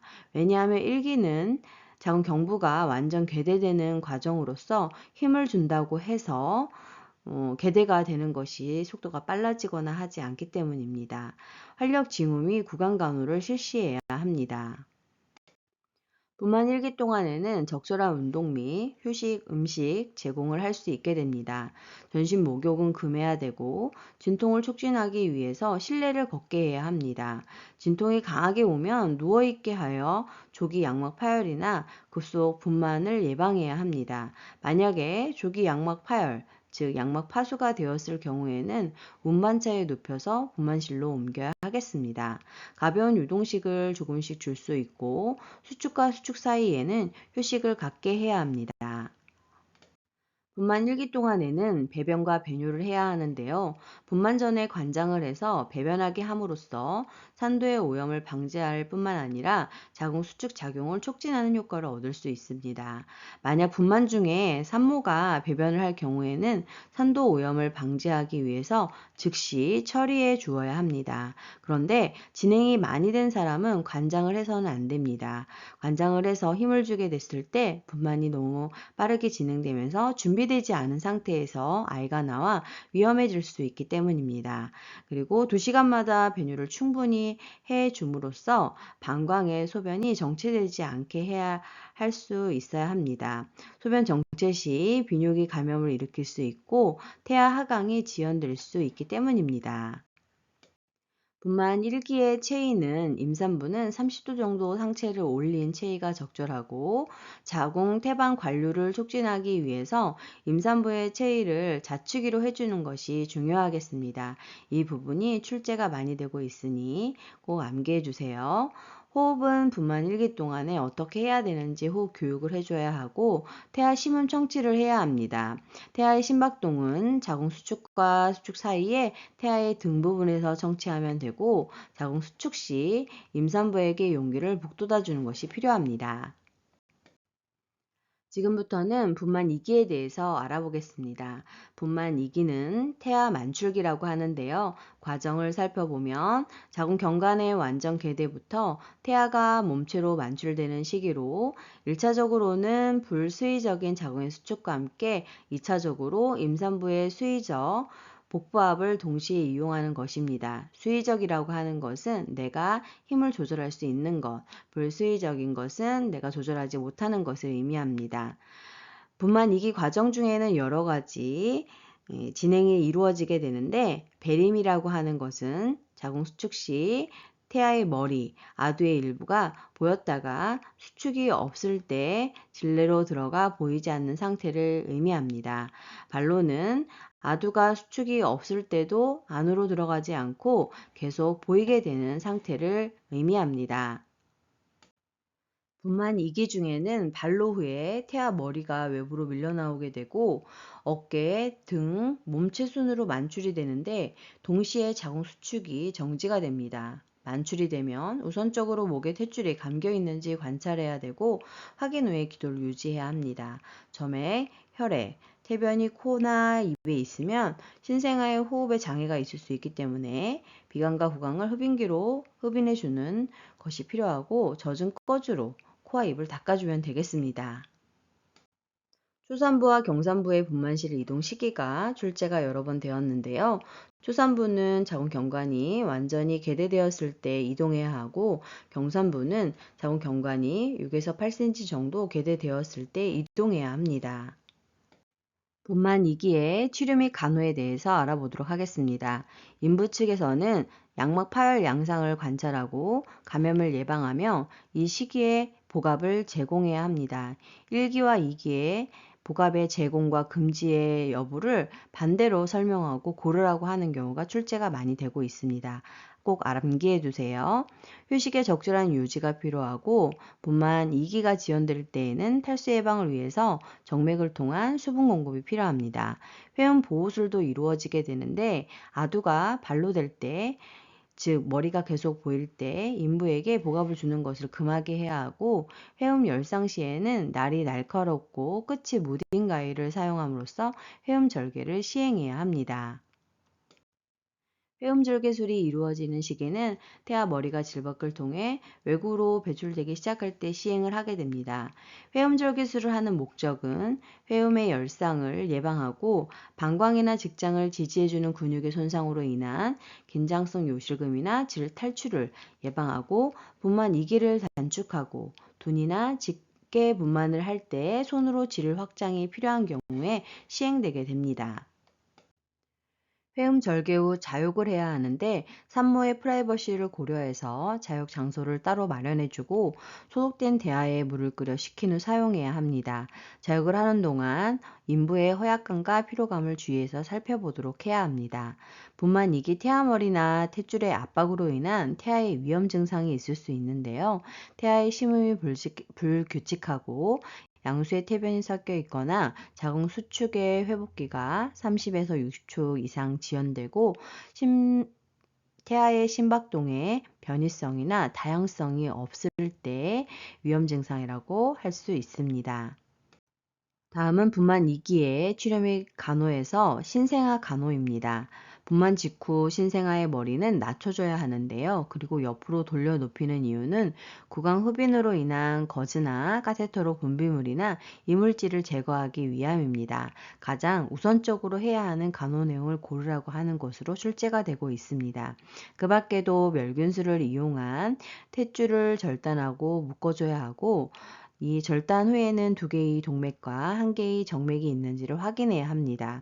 충분한 보온을 유지하면서 몸을 꺼즈로 닦아주고 아프가 점수를 측정하고 태변 통과를 확인하며 태변 착색 정도를 관찰해야 합니다. 눈간호를 실시해야 하는데 그 이유는 인균 눈 염증을 예방하기 위한 것으로 1% 질사는 AGNO3 점적을 해야 합니다. 다음 단계는 분만 3기 태반 만출기입니다. 과정은 태반과 탈락막의 분리 및 기타 부속물이 배출되는 시기인데요. 태반 박리기 시기에는 징후가 나타날 때 산모에게 복압을 주게 하고 탯줄을 잡아당기지 말고 서서히 태반 만출을 하도록 도와야 합니다. 징후들을 살펴보면 자궁저가 일시적으로 배꼽 이상으로 상승하고 팽팽해지고 자궁저가 납작하던 자궁이 둥글게 공 모양으로 변화하게 됩니다. 그리고 질 입구에서 탯줄로 늘어져 수 cm 더 탈출되어 나오게 되고 치골결합 바로 위를 압박해도 그대로 있게 됩니다. 산모는 약간의 출혈과 복통을 호소하게 됩니다. 태반 만출기에는 태반이 나오면 의사가 양손으로 받아서 천천히 일정한 방향으로 회전을 시키게 되는데요. 이렇게 태반을 검사하는 이유는 모체면에 조직의 결손이 없는지, 태반의 가장자리 혈관이 단절되었는지 살펴보고 태반 잔여물을 측정하기 위해서입니다. 분만 3기의 치료 및 간호 내용을 살펴보면 산모의 사정사항으로는 출혈 유무를 분만 후 출혈을 확인하고 산도의 열상을 확인하고 자궁 수축 상태, 활력 징후를 사정, 방광 팽만 여부를 확인해야 합니다. 태반의 사정이 필요한데 정상 태반의 무게는 500g으로 무게를 재보고 태반의 결손 여부를 조사해야 합니다. 분만 후 출혈, 산후 출혈 관찰을 해야 하는데 분만 3기, 태반 만줄기 완료 후 분만 후 출혈의 유무를 유의해서 관찰해야 하는 것이 가장 중요 사항이라고 할 수 있겠습니다. 자, 그렇다면 질분만, 질식분만 후의 증상은 어떤 것들이 있을까요? 호르몬의 분비가 변화되게 됩니다. 그래서 정상 분만의 경우라도 분만이 끝나면 상당히 심하게 몸이 떨리는 수가 많게 되고 질분만 후 대처로는 산모가 오한을 호소하며 떨고 있을 수 있는데 이때 담요를 덮어주고 따뜻한 물을 먹이도록 하는 것이 국시의 출제가 되었습니다. 질분만 시 유의점으로는 분만 시에는 부주의로 두개 내 출혈을 가져올 수 있기 때문에 각별히 조심을 해야 하며 분만 시 간호조무사의 임무는 수축과 수축 사이에 휴식을 갖게 하고 태아 심음을 청취해야 합니다. 마지막 단계는 분만 4기 회복기입니다. 과정은 출혈이 중지되고 회복되는 기간인데요. 분만 직후 보온시켜주고 조용히 휴식을 시켜줘야 합니다. 또한 첫 한두 시간 동안 출혈과 같은 합병증의 관찰이 중요하게 되고 관찰 사용은 다음과 같습니다. 산후 질 분비물 오르의 양과 색깔 및 방광 팽만 여부를 확인하고 회음부의 상태, 즉 부종과 혈종이 있는지 여부를 확인합니다. 신생아에 대한 반응도 체크하고 맥박, 탈진이 심할수록 증가할 수 있으며 자궁저의 단단한 정도와 위치를 확인해서 자궁 수축 여부를 판단해야 합니다. 혈압은 약간 상승하다 1시간 내에 정상으로 돌아오게 됩니다. 지금부터는 고위험 분만에 대해서 알아보도록 하겠습니다. 조기 분만은 신생아 사망의 원인 중에서 75%를 차지하는 정도로 위험한 것으로 임신 20주 이후에서 37주 전까지 기간에 분만이 이루어지는 것을 말합니다. 원인은 쌍둥이 및 소모성 질환, 복부 수술 및 임신 고혈압, 흡연 및 급성염증, 자궁의 기형, 종양, 심한 노동, 무력자궁 경부, 폐혈증, 임신 중 감염, 임신 중독증 및 양수 과다증이 원인이 되고 있습니다. 증상 및 처치로는 무색 분비물의 증가가 있게 되고 질 출혈이 있게 되며 하복부 압박 및 통증 시 절대 안정을 취해줘야 합니다. 자궁 수축 억제제인 유토파를 투여함으로써 임신이 유지되도록 해야 합니다. 고위험 분만의 두 번째는 다태 임신인데요. 정의를 살펴보면 두 개의 난자에 정자가 하나씩 들어가 수정된 것을 일란성 쌍둥이라고 하고 한 개의 난자에 한 개의 정자가 들어가 수정된 후 분할 과정에서 두 개의 배아 형태가 된 것을 일란성 쌍둥이라고 합니다. 옆에 있는 그림 참고하시면 되겠고요.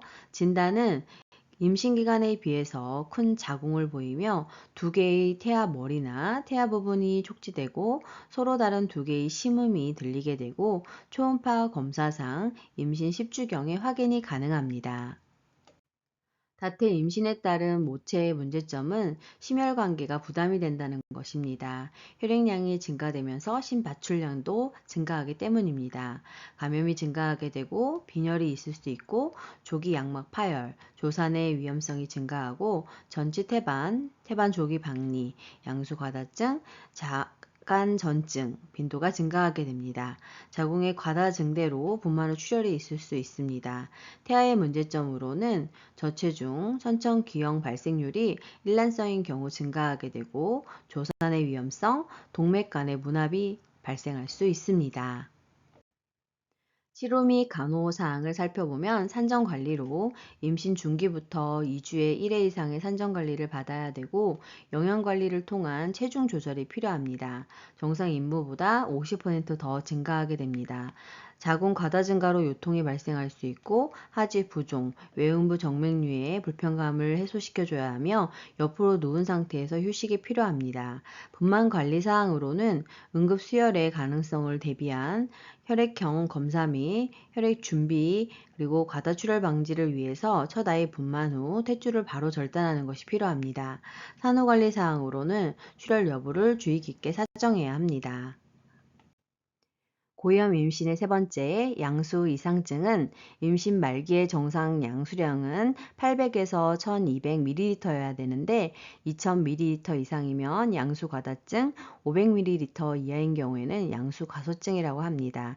이것은 초음파 검사를 실시함으로써 확인이 가능합니다. 치료 및 간호는 경증인 경우에는 특별한 치료가 필요 없고 중증인 경우에는 양수 과다증일 경우 침대 안정, 저염 식사, 약물 투여로 이뇨제를 투여하게 되고 필요에 따라서는 양막 천자를 통해서 양수의 양을 줄이게 됩니다.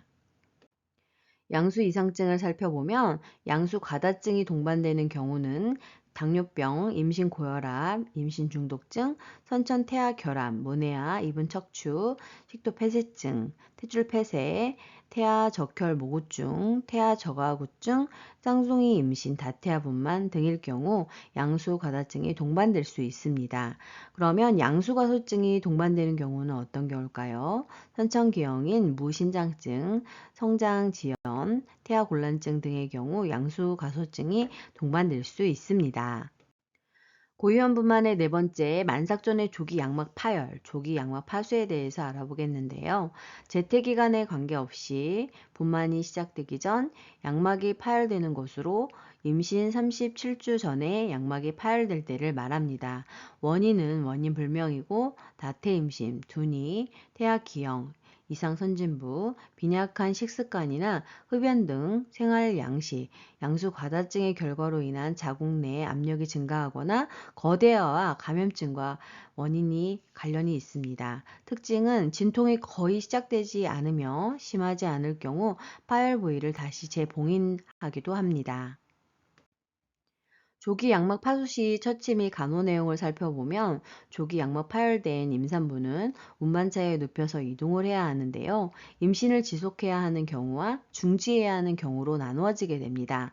임신을 지속해야 하는 경우로는 재택기간이 33주 이하로 임신부와 태아에게 분만이 필요하다고 판단되지 않는 경우 무심 피질 호르몬을 투여해서 태아의 폐성숙을 가속화시킴으로써 조사나 출생 시 나타나는 호흡곤란증을 감소시키게 됩니다. 임신을 중지하는 경우는 재택기간 34주 이상인 경우로 질분만을 시도하며 진통이 12시간 이내로 저절로 시작되지 않으면 유도분만 진통을 하게 됩니다. 그리고 태아가 둔이일 경우에는 제왕절개술을 실시합니다. 고위험 분만의 다섯 번째, 난산입니다. 기계적, 기능적 이상으로 분만 진행에 어려움이 있는 것을 말하는데요. 원인은 분만에 관여하는 5가지 요소 중 이상이 발생했을 때 나타날 수 있습니다. 크게 3가지가 난산의 원인이 되기도 하는데 자궁기능 부전, 즉 태아를 밀어낼 수 있는 힘이 부족할 때입니다. 자궁 만출력을 기준으로 저긴장성, 고긴장성 자궁기능 부전이 있을 수 있습니다. 그리고 두 번째로는 협착 골반, 즉 태아가 하강하는 산도의 모양이나 크기의 이상으로 인해서 골반의 입구, 골반강, 골반 출구가 협소한 경우 정상 질 분만이 어려울 수 있습니다. 그리고 태위나 태아 발육의 이상으로 난산이 발생할 수 있는데 4kg 이상의 거대아 또는 수두증 문해아인 경우에 난산을 초래할 수 있습니다. 자, 그럼 모성 사망이란 무엇일까요? 임신 분만, 산후의 합병증으로 인한 사망을 의미하는데 임산부의 3대 사망 요인은 분만 후 출혈, 산후 감염인 산욕 감염, 임신 중독증이 해당됩니다. 이번에는 상과적 수술 제왕절개에 대해서 알아보도록 하겠는데요. 이 부분은 과거 국가고시에 다수 출제가 되었습니다. 정의적인 부분을 살펴보면 복벽과 자궁벽을 절개하여 태아를 분만하는 것으로 정상 질 분만에 비해서 임산부와 태아 및 신생아에게 미치는 위험률이 2배 이상입니다. 제왕절개를 해야 하는 적응증으로는 모체증 요인으로는 과거 제왕절개 분만을 했다거나 분만 전 출혈 및 자궁 수술의 경험이 있다거나 고혈압 질환, 유도분만의 실패, 35세 이상의 노초산부나 불임이었던 임산부, 난산일 경우 해당됩니다. 태아적 요인으로는 거대아, 태아 저산소증, 탯줄 탈출된 태아가 살아있는 경우에 그리고 태반증 요인으로는 전치 태반이나 태반 조기 박리 시에 제왕절개 적응증이 되겠습니다. 제왕절개의 수술 방법을 보시면 밑에 제시된 그림과 같이 과거에는 자궁체부를 수직으로 절개를 했는데 최근에는 자궁의 하부를 가로로 절개하는 방법을 하게 됩니다.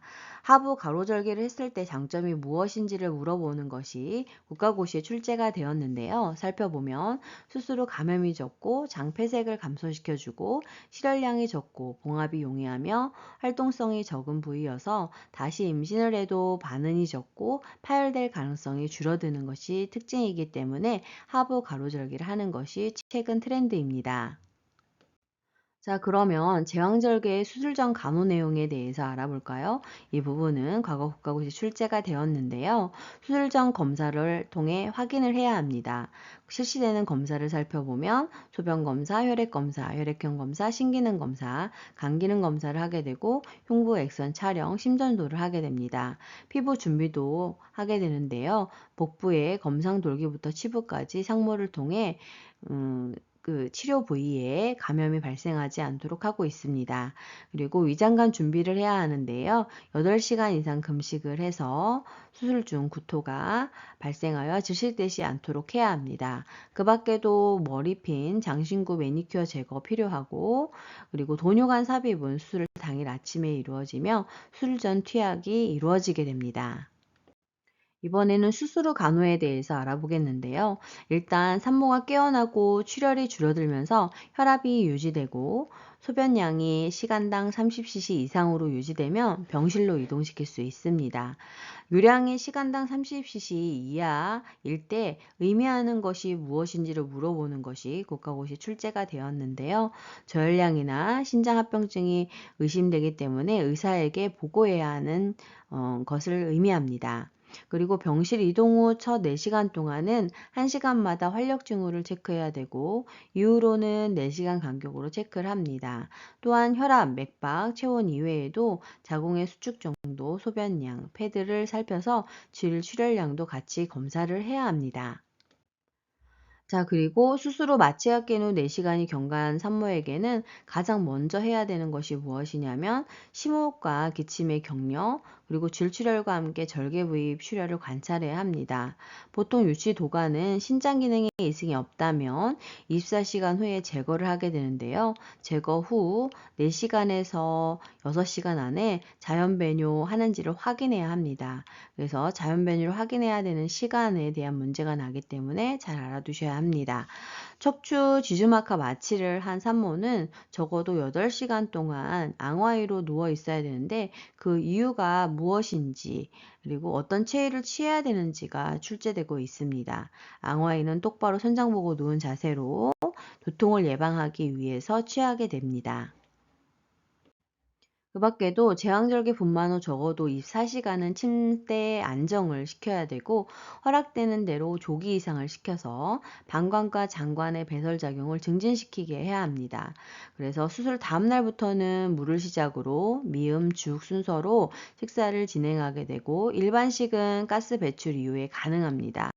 가스가 일찍 나오더라도 2일째까지는 미음이나 죽을 먹게 됩니다.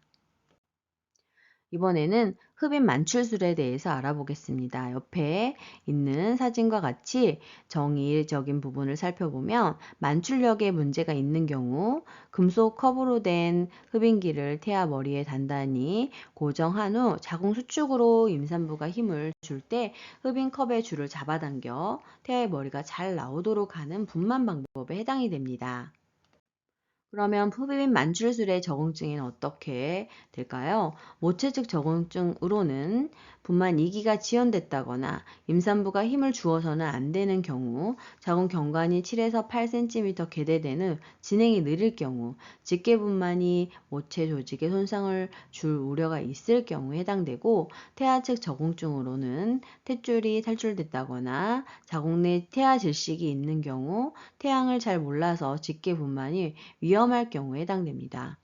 선행 조건으로는 골반 그러니까 즉 산도에 들어오는 첫 부분이 선진부라고 하는데요.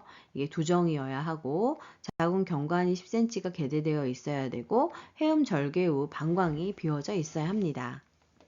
자, 그렇다면 흡입 만출술의 장단점은 무엇일까요? 공간을 차지하지 않고 태아의 머리에 부착할 수 있어 사용이 간단하고 손상도 적은 반면 태아의 머리에 부착을 하기 때문에 머리 혈종, 두개혈종, 뇌출혈, 살류 위험성이 있습니다. 조산아에게는 그래서 사용하지 않는 방법입니다. 마지막으로 직계분만에 대해서 알아보겠습니다. 옆에 있는 그림처럼 직계를 이용한 견인과 회전을 통해 분만을 유도하는 것으로 인부 측의 적응증은 분만 2기의 지연, 즉 태아 만출기가 지나치게 연장되어 있을 때, 심장병 또는 고혈압으로 힘을 주면 안 되는 경우, 국소마취로 임신부가 힘을 주지 못하는 경우에 해당됩니다. 태아 측 적응증으로는 탯줄이 탈출되어 있고 태아 질식이 있거나 태이가 이상일 때 실시할 수 있습니다. 직계분만의 선행 조건은 자궁 경관이 10cm 완전 개대되어 있어야 하고 태아의 머리가 진입되어 있어야 하고 양막이 파열되어 있어야 합니다. 장 방광이 완전히 비워져 있어야 하고 머리 골반 불균형이 아니어야 합니다. 즉 골반에 비해 머리가 크지 않아야 합니다. 가능한 합병증으로는 산모 측에서는 방광이나 직장의 손상, 질이나 자궁 경부의 열상, 출혈 감염이 있을 수 있고 태아 측의 문제로는 안면 또는 상안의 마비, 탯줄의 압박, 두개골 압박 및 손상이 발생할 수 있습니다. 산후기인 산후기는 임신과 분만에 의해서 생긴 변화가 임신 전의 상태로 복귀하는 기간을 말하는 것으로 보통 6에서 8주가 걸리고 비수유부가 수유비에 비해서 좀 더 길게 나타나고 있습니다. 산후 신체적 변화에 대해서 알아보도록 하겠습니다. 그 첫 번째로 생식기계의 변화를 알아보도록 하겠는데요. 이 부분은 전체적인 부분이 24년 상반기에 출제가 되었고 과거 국가고시에도 출제되었습니다. 자궁부터 먼저 살펴보면 태반 부착 부위가 치유 과정이 가장 느리게 되는데요. 자궁전은 분만 직후 배꼽 아래 2에서 5cm 정도로 올라오게 되고 12시간이 지난 후에는 배꼽 1cm 위에 위치하고 매일 1, 2cm씩 하강하여 분만 후 9에서 10일이 지나게 되면 골반 속으로 내려가 더 이상 복부벽에서 촉진할 수 없게 됩니다. 그래서 복부벽에서 촉진할 수 없게 되는 그 시기 알아두셔야 하고요. 자궁저의 위치와 함께 자궁저의 단단함 정도가 중요한데 잘 수축된 자궁저는 단단하고 부드럽고 물렁물렁한 때에는 자궁이 제 위치에 있다 하더라도 수축이 제대로 일어나지 않는 것이기 때문에 출혈이 일어날 수 있습니다. 자궁 경부는 분만 1주 후 외 자궁 경부가 연필심 정도의 크기로 좁아지기는 하지만 약간 열려 있게 되고 둥근 모양에서 길쭉하게 변화되어 자궁 경과는 4에서 6주 정도 시간이 지나야 복구가 되게 됩니다. 질은 임신 전 상태로 돌아가는데 산후기 전 과정이 필요하게 되는데요. 질의 강도를 증가시키기 위해서 케겔 운동을 하면 도움이 됩니다. 그 밖에도 자욕과 가열등, 열램프 등으로 회음 부위를 간호해주며 만약 질 분만 후 산모의 얼굴이 창백하고 과다한 질출혈을 보일 때에는 우선적으로 하지를 올려주고 즉 트렌델렌 브르크 또는 골반고이를 취해주고 난 후 의사에게 보고해야 합니다. 질출혈 시 체위에 대해서 혹은 방법에 대해서 시험 문제에 자주 과거에 출제되었기 때문에 잘 알아두셔야겠습니다. 산후 신체적 변화에서는 산후질 분비물인 오로가 나오게 되는데요. 오로는 자궁강에 인접한 바깥층은 괴사되어 조각으로 떨어져 나오는 것으로 혈액, 상처 분비액, 점액, 탈락세포, 백혈구 등이 혼합된 것으로 알칼리성의 독특한 냄새를 풍기게 됩니다. 자궁 내막은 태반이 부착된 곳은 6주 후, 그렇지 않은 곳은 3주 후에 재생이 이루어지는데 그래서 산후질 분비물은 오로는 3주까지 나오게 됩니다. 이때 산후질 분비물이 어떻게 나오는지에 따라 의미하는 것이 무엇인지를 물어보는 것이 최근과 과거 국가시험에 출제가 되고 있는데요. 산후질 분비물의 양이 지나치게 많으면 자궁 내에 분만 후 잔여물이 많은 것을 의미하게 됩니다. 그리고 소량이면서 열이 있으면 산후열, 산용열을 의미하게 됩니다. 오로는 배출 시기에 따라서도 색깔이 달라지고 그 부분이 출제가 되고 있는데요. 적색은 분만 후 3일 정도까지, 갈색으로는 4일에서 10일 정도, 백색으로는 분만 후 10일에서 3주까지 나오는 것으로 색깔에 따른 배출 시기를 알아두셔야 합니다. 이번에는 내분비계의 변화에 대해서 알아보겠습니다. 월경은 비수유부가 5, 6주 후에, 수유부는 5, 6개월 후에 월경이 회복되는데 때론 무월경성 배란 가능성이 있기 때문에 임신에 주의를 해야 합니다.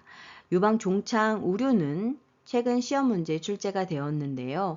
왜, 언제, 어떤 변화가 일어나는지를 알아두셔야 합니다.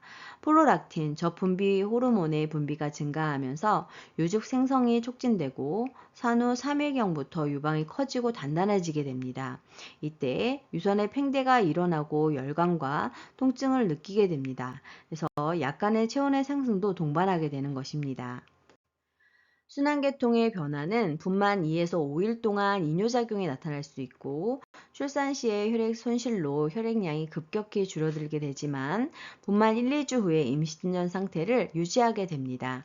분만 후 출혈을 대비하기 위해 분만 후 일주일 동안은 혈장 내 섬유소원, 피브린 오제는 수준이 여전히 높고 감염에 대한 저항으로 백혈구 수도 높게 유지됩니다. 그리고 혈전성 쇠전증을 예방하기 위해 산후 운동을 권장하는 것이 필요하겠습니다. 호흡계의 변화는 분만 후 복압과 흉곽 공간의 변화로 호흡계의 급격한 변화가 오게 되는데 잔여량, 정상 호흡 및 산소 소모량이 증가하고 들숨 용량, 폐활량은 감소하게 됩니다. 분만 후 6개월이 되어서 임신 전 상태로 돌아가게 되는데 복식 호흡에서 흉식 호흡으로 돌아오게 됩니다. 비뇨기의 변화는 질분만 시 아기 머리가 방광을 압박하게 되는데요. 방광의 긴장도를 일시적으로 상실하게 하고 요도 부위가 부종이 생기게 됩니다. 이로 인해서 배뇨장애를 받을 수 있게 됩니다. 방광의 과도한 팽만은 자궁 수축을 저해할 수 있기 때문에 복부를 자주 사정해서 방광 팽만 여부를 관찰하고 배뇨하도록 도와야 하겠습니다. 임신 중 증가한 요관 크기와 수신증으로 요 정체와 비뇨기 감염의 가능성이 높아지는데 4주까지 감염 예방에 주의를 기울여야 합니다. 분만 후 6시간이 지나도 배뇨하지 못할 경우 어떻게 해야 되는지를 물어보는 것이 시험 문제에 출제가 되었는데요. 의사에게 보고하고 단순 도뇨, 즉 소변을 제거 후 카테터를 제거하는 단순 도뇨를 해야 합니다. 위장계의 변화를 살펴보면 마취제의 부작용이 없고 구역 구토가 없으면 음식 섭취가 가능해집니다. 분만 후 배변을 해야 하는데 장의 긴장도가 감소하고 분만 전의 관장, 음식 섭취가 부족하고 탈수, 치질, 회음절개나 열상 부위 통증 등의 이유로 분만 후 2, 3일까지 지연될 수 있습니다. 그래서 가능한 한 빨리 일어나서 걷거나 움직여서 장의 운동을 촉진시키고 되도록 수분을 많이 섭취하는 것이 필요합니다. 피부계의 변화를 보면 과도한 색색은 분만 후 감소하게 되고 기미는 완전히 없어지지는 않지만 호전되는 양상을 보입니다. 임신기간 중 산모의 세포 조직 속에 정체되어 있던 수분은 제거가 되기 시작하는데요. 이것은 자연스러운 현상으로 땀을 많이 흘리게 됩니다. 신경 근육계의 변화로 비대해진 자궁과 수분 축적으로 인한 기계적 압박이 완화됨으로써 신경 압박으로 인한 불편감이 완화됩니다. 지금부터는 일반적인 신체적인 변화인 활력증후의 변화에 대해서 알아볼까요? 이 부분은 과거 시험 문제에 자주 출제가 되었던 부분입니다. 체온은 부만 시의 탈수 등의 이유로 24시간 내에는 약간 상승될 수 있습니다. 그런데 24시간이 경과한 후에 구강 체온이 38도씨를 넘거나 수시간 이상 체온 상승이 지속된다면 무엇을 의미하는지를 물어보게 되는데요. 바로 산후기, 감염을 의심할 수 있습니다. 그리고 분만 3, 4일경에 모유가 형성되면서 체온이 오를 수 있기 때문에 잘 구분해야 합니다. 산후기, 산욕기, 간호도기에 대해서 알아보도록 하겠습니다. 그 첫 번째로 불편감 해소에 대해서 알아보겠는데요. 최근이나 과거 시험 문제에 자주 출제가 되었던 중요한 부분입니다. 후진통, 산후통은 산후 초기에 발생하는 자궁의 불규칙한 강직성 수축에 의해서 발생하는 것으로 산후 일주일가량 자주 아랫배가 아픈 증상입니다. 그 이유는 자궁이 수축됨에 따라 그 속에 든 불필요한 물질을 내보내고 원 위치로 돌아오려는 작용 때문에 나타나는 현상인데요. 모유 수유를 한다거나 자궁 수축제를 투여하는 경우에도 내하수체 후엽을 자극하여 옥시토신을 분비하기 때문에 후진통이 더 심하게 나타날 수 있습니다. 간호 방법은 방광을 비우거나 자궁 저부를 마사지하거나 배 깔고 눕기, 다리 들어 올리는 운동을 통해 완화될 수 있고 심한 경우에는 의사의 지시에 따라서 진통제를 투여할 수도 있습니다. 근육통은 진통과 분만 후 과도한 에너지 사용으로 몸살이 있을 수 있는데요. 이때 어깨 또는 등이 아프면 등 마사지를 실시하면 되겠습니다. 산욕기에는 회음절개 통증이 있게 되는데 회음봉합은 흡수성 봉합사를 사용하기 때문에 10일 이내에 흡수가 되고 실밥을 제거하러 오지 않아도 됩니다. 편안하게 앉는 자세 교육을 해야 하는데요. 회음에 주어지는 압력 감소를 위해서 앉기 전 엉덩이에 힘을 주고 편안하고 단단한 곳에 앉게 해야 합니다. 이때 도넛 모양의 부드러운 쿠션의 사용은 오히려 정맥순환 차단과 통증 증가를 초래할 수 있기 때문에 사용하지 않아야 합니다. 회음절개 통증을 감소시키기 위해서 자욕을 실시하기도 하는데요. 자욕은 오로를 제거하고 혈액순환을 촉진해서 회음부 상처의 치유를 촉진하고 염증을 감소시키거나 예방을 목적으로 실시하게 됩니다. 물의 온도는 40에서 43도씨, 한 번에 5분에서 10분 정도, 하루에 3, 4번 정도 하면 좋고 수유 후나 용변 후에 하면 오물에 의해 감염되지 않아 더욱 위생적입니다. 시험 문제에는 용변 후가 아니라 배뇨 후에 한다라고 나오면서 틀린 것으로 선택되어지게 됩니다. 이때 대야는 2분의 1쯤 물을 받아 대야채 끓여서 그대로 식혀 사용을 하면 되고 자욕 중에 물이 식으면 따뜻한 물을 2, 3회 정도 보충할 수 있습니다. 자욕 후에는 소독된 수건으로 물기를 닦고 소독 패드를 대거나 회음열을 쪼이면 되겠습니다. 분만 직후에는 회음부가 손상되고 절개술이 시행되었으므로 냉요법의 적용으로 통증을 경감시키고 혈관을 수축시켜 출혈과 부종을 감소시킵니다. 그래서 24시간 이내에는 냉요법을 실시하고 그런 후 24시간이 지난 다음에는 열요법을 시행해야 합니다. 회음 절개 부위의 통증을 완화시키는 방법으로는 가열등, 히트 램프를 사용할 수 있는데요. 회음 절개 부위의 통증을 완화하고 혈액순환을 증진시켜 병소의 회복을 돕기 위한 목적으로 사용이 되고 있습니다.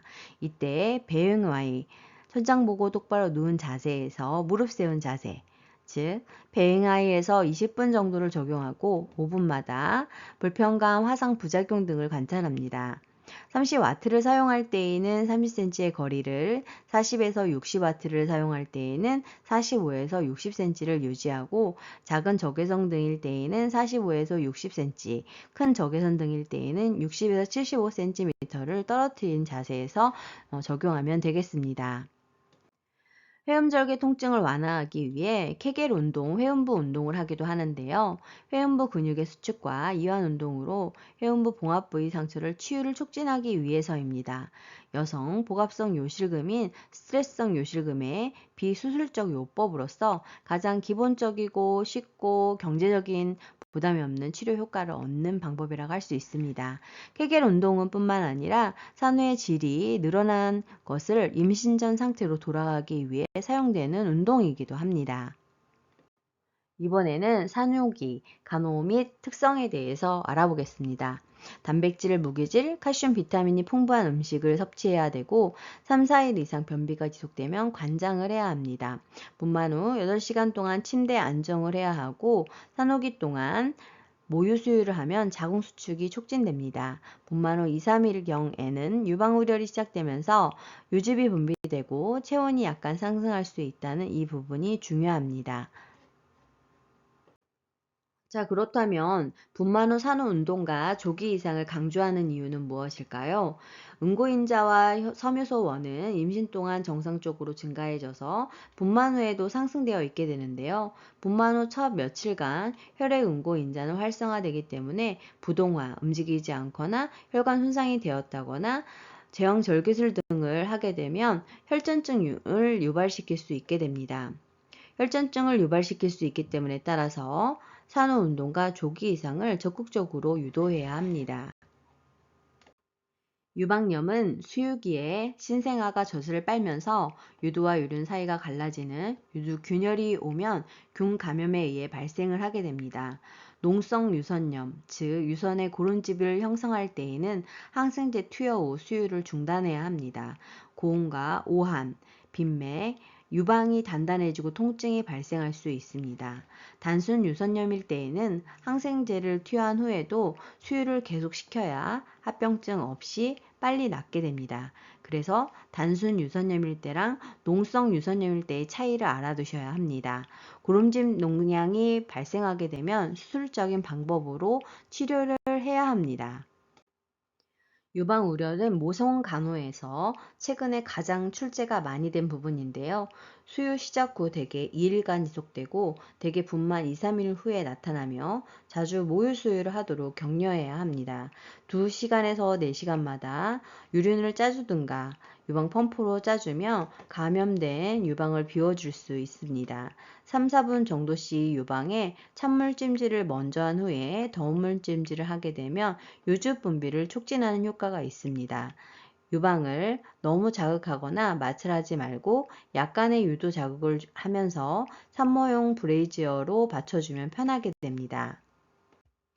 수유 전에는 깨끗한 수건으로 유두를 닦고 가능한 한 비누로 유두를 닦지 않아야 하는데 그 이유는 유분을 제거하지 않기 위해서입니다. 중성 비누와 물로 유두 균열을 예방하도록 유두를 씻도록 하며 모유의 장점은 보통 산후 18시간부터 수유하는데 초유는 당분은 적지만 단백질과 무기질이 상당히 많이 하고 있어서 신생아에게 매우 영양분이 높고 아기의 장에서 태변을 배출시켜 장을 깨끗하게 해주는 완화제 효과가 있기 때문에 모유를 권장할 필요가 있습니다. 자, 그럼 비수유부 간호는 어떻게 해야 될까요? 유방 우렬은 유방에 모유가 축적되어서가 아니라 정맥과 림프선의 일시적인 우렬 때문에 발생하는 것인데요. 아기가 빨지 않으면 며칠 내로 모유 수유가 중단됩니다. 유즙을 짜내서는 안 되고 유도 자극을 피해야 하고 유방에 얼음찜질을 대주거나 가벼운 진통제를 사용할 수 있습니다. 그리고 탄력 붕대로 유방을 묶어주거나 지지해주면 되겠습니다. 유두균열이 있을 때에는 어떻게 해야 될까요? 유두균열은 분만 후 첫 주 동안에 많이 발생하게 되는데 유두 주위가 갈라져서 심한 통증을 동반하게 됩니다. 24시간에서 48시간 동안만 수유를 금하고 계속 상처가 나을 때까지 3시간 간격으로 규칙적으로 젖을 짜내어서 감염된 유방을 비워주면서 분비가 중단되지 않게 해야 합니다. 국소적 치료로 바셀린이 섞인 비타민 A나 D 연고를 바르면 상처 치유에 도움이 되겠습니다. 이번에는 산모 교육의 내용에 대해서 알아보겠습니다. 성생활과 피임 및 산후 진찰을 보면 건전한 성생활은 성교 후 6주까지 금하고 효과적인 피임법에 대해서 설명해 줘야 합니다. 산후 진찰은 상과적 회복 과정을 확인하기 위해 실시하는 것으로 6주 후에 받으면 되겠습니다. 신생아 간호는 아기에 따라 매우 다르지만 산모는 신생아의 신체적 돌봄에 대한 것뿐만 아니라 상호작용과 애착에 대한 내용을 포함해야 합니다. 산후기 운동은 오로 배출과 자궁 수축을 위해서 운동을 권장하고 산후 운동 시 체위는 수릉이가 좋습니다. 계속 누워만 있으면 오로가 잘 배출되지 않고 자궁 수축이 불량하고 혈전 세정증 같은 병이 생기기 쉽기 때문에 조기 이상을 권장하나 가정일을 하고 있을 때에는 운동이 따로 필요가 없습니다. 이번에는 고위험 산후기, 산육기에 대해서 알아보도록 하겠습니다. 그 첫 번째로 분만 후 출혈, 산후출혈에 대해서 알아보도록 하겠는데요. 산후기 사망 원인 중 가장 높은 비율을 차지하는 것은 산후출혈과 산후감염입니다. 정의를 살펴보면 정상 분만 시에도 200에서 300cc 정도의 출혈이 있게 되는데 분만 후 출혈이라고 하는 것은 500cc 이상의 출혈이 있을 때를 말합니다. 요인은 다분만부, 다퇴임신 거대화, 양수 과다증, 난산, 전치 태반, 태반 조기 박리, 무력 자궁 경부, 임신 고혈압, 자궁 근종 잔류 태반일 경우에 발생하고 종류는 원발성인 태반 만출 후 24시간 이내에 일어난 산도 출혈과 속발성인 산후 24시간 이후부터 산후 28일까지 일어나는 출혈로 나누어질 수 있습니다. 산후출혈의 처치 및 간호는 과거 시험 문제에 자주 출제가 되었는데요. 출혈량 기록 및 활력 징후를 측정하고 오로의 색, 양, 냄새를 관찰 기록해야 합니다.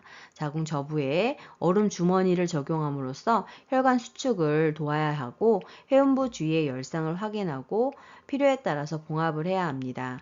절대 안전과 지시에 따른 자궁 수축제 주사를 놔주며 자궁 저부 마사지를 통해 자궁 수축을 도와야 합니다. 속발성 분만 후 출혈이 의심되는 경우에는 배출된 태반을 다시 한번 확인하고 소파술, 긁어냄으로써 잔류 태반 조직을 제거해야 합니다. 분만 후 출혈 시 가장 먼저 처치해야 될 것이 무엇인지를 물어보는 게 출제가 되고 있는데요.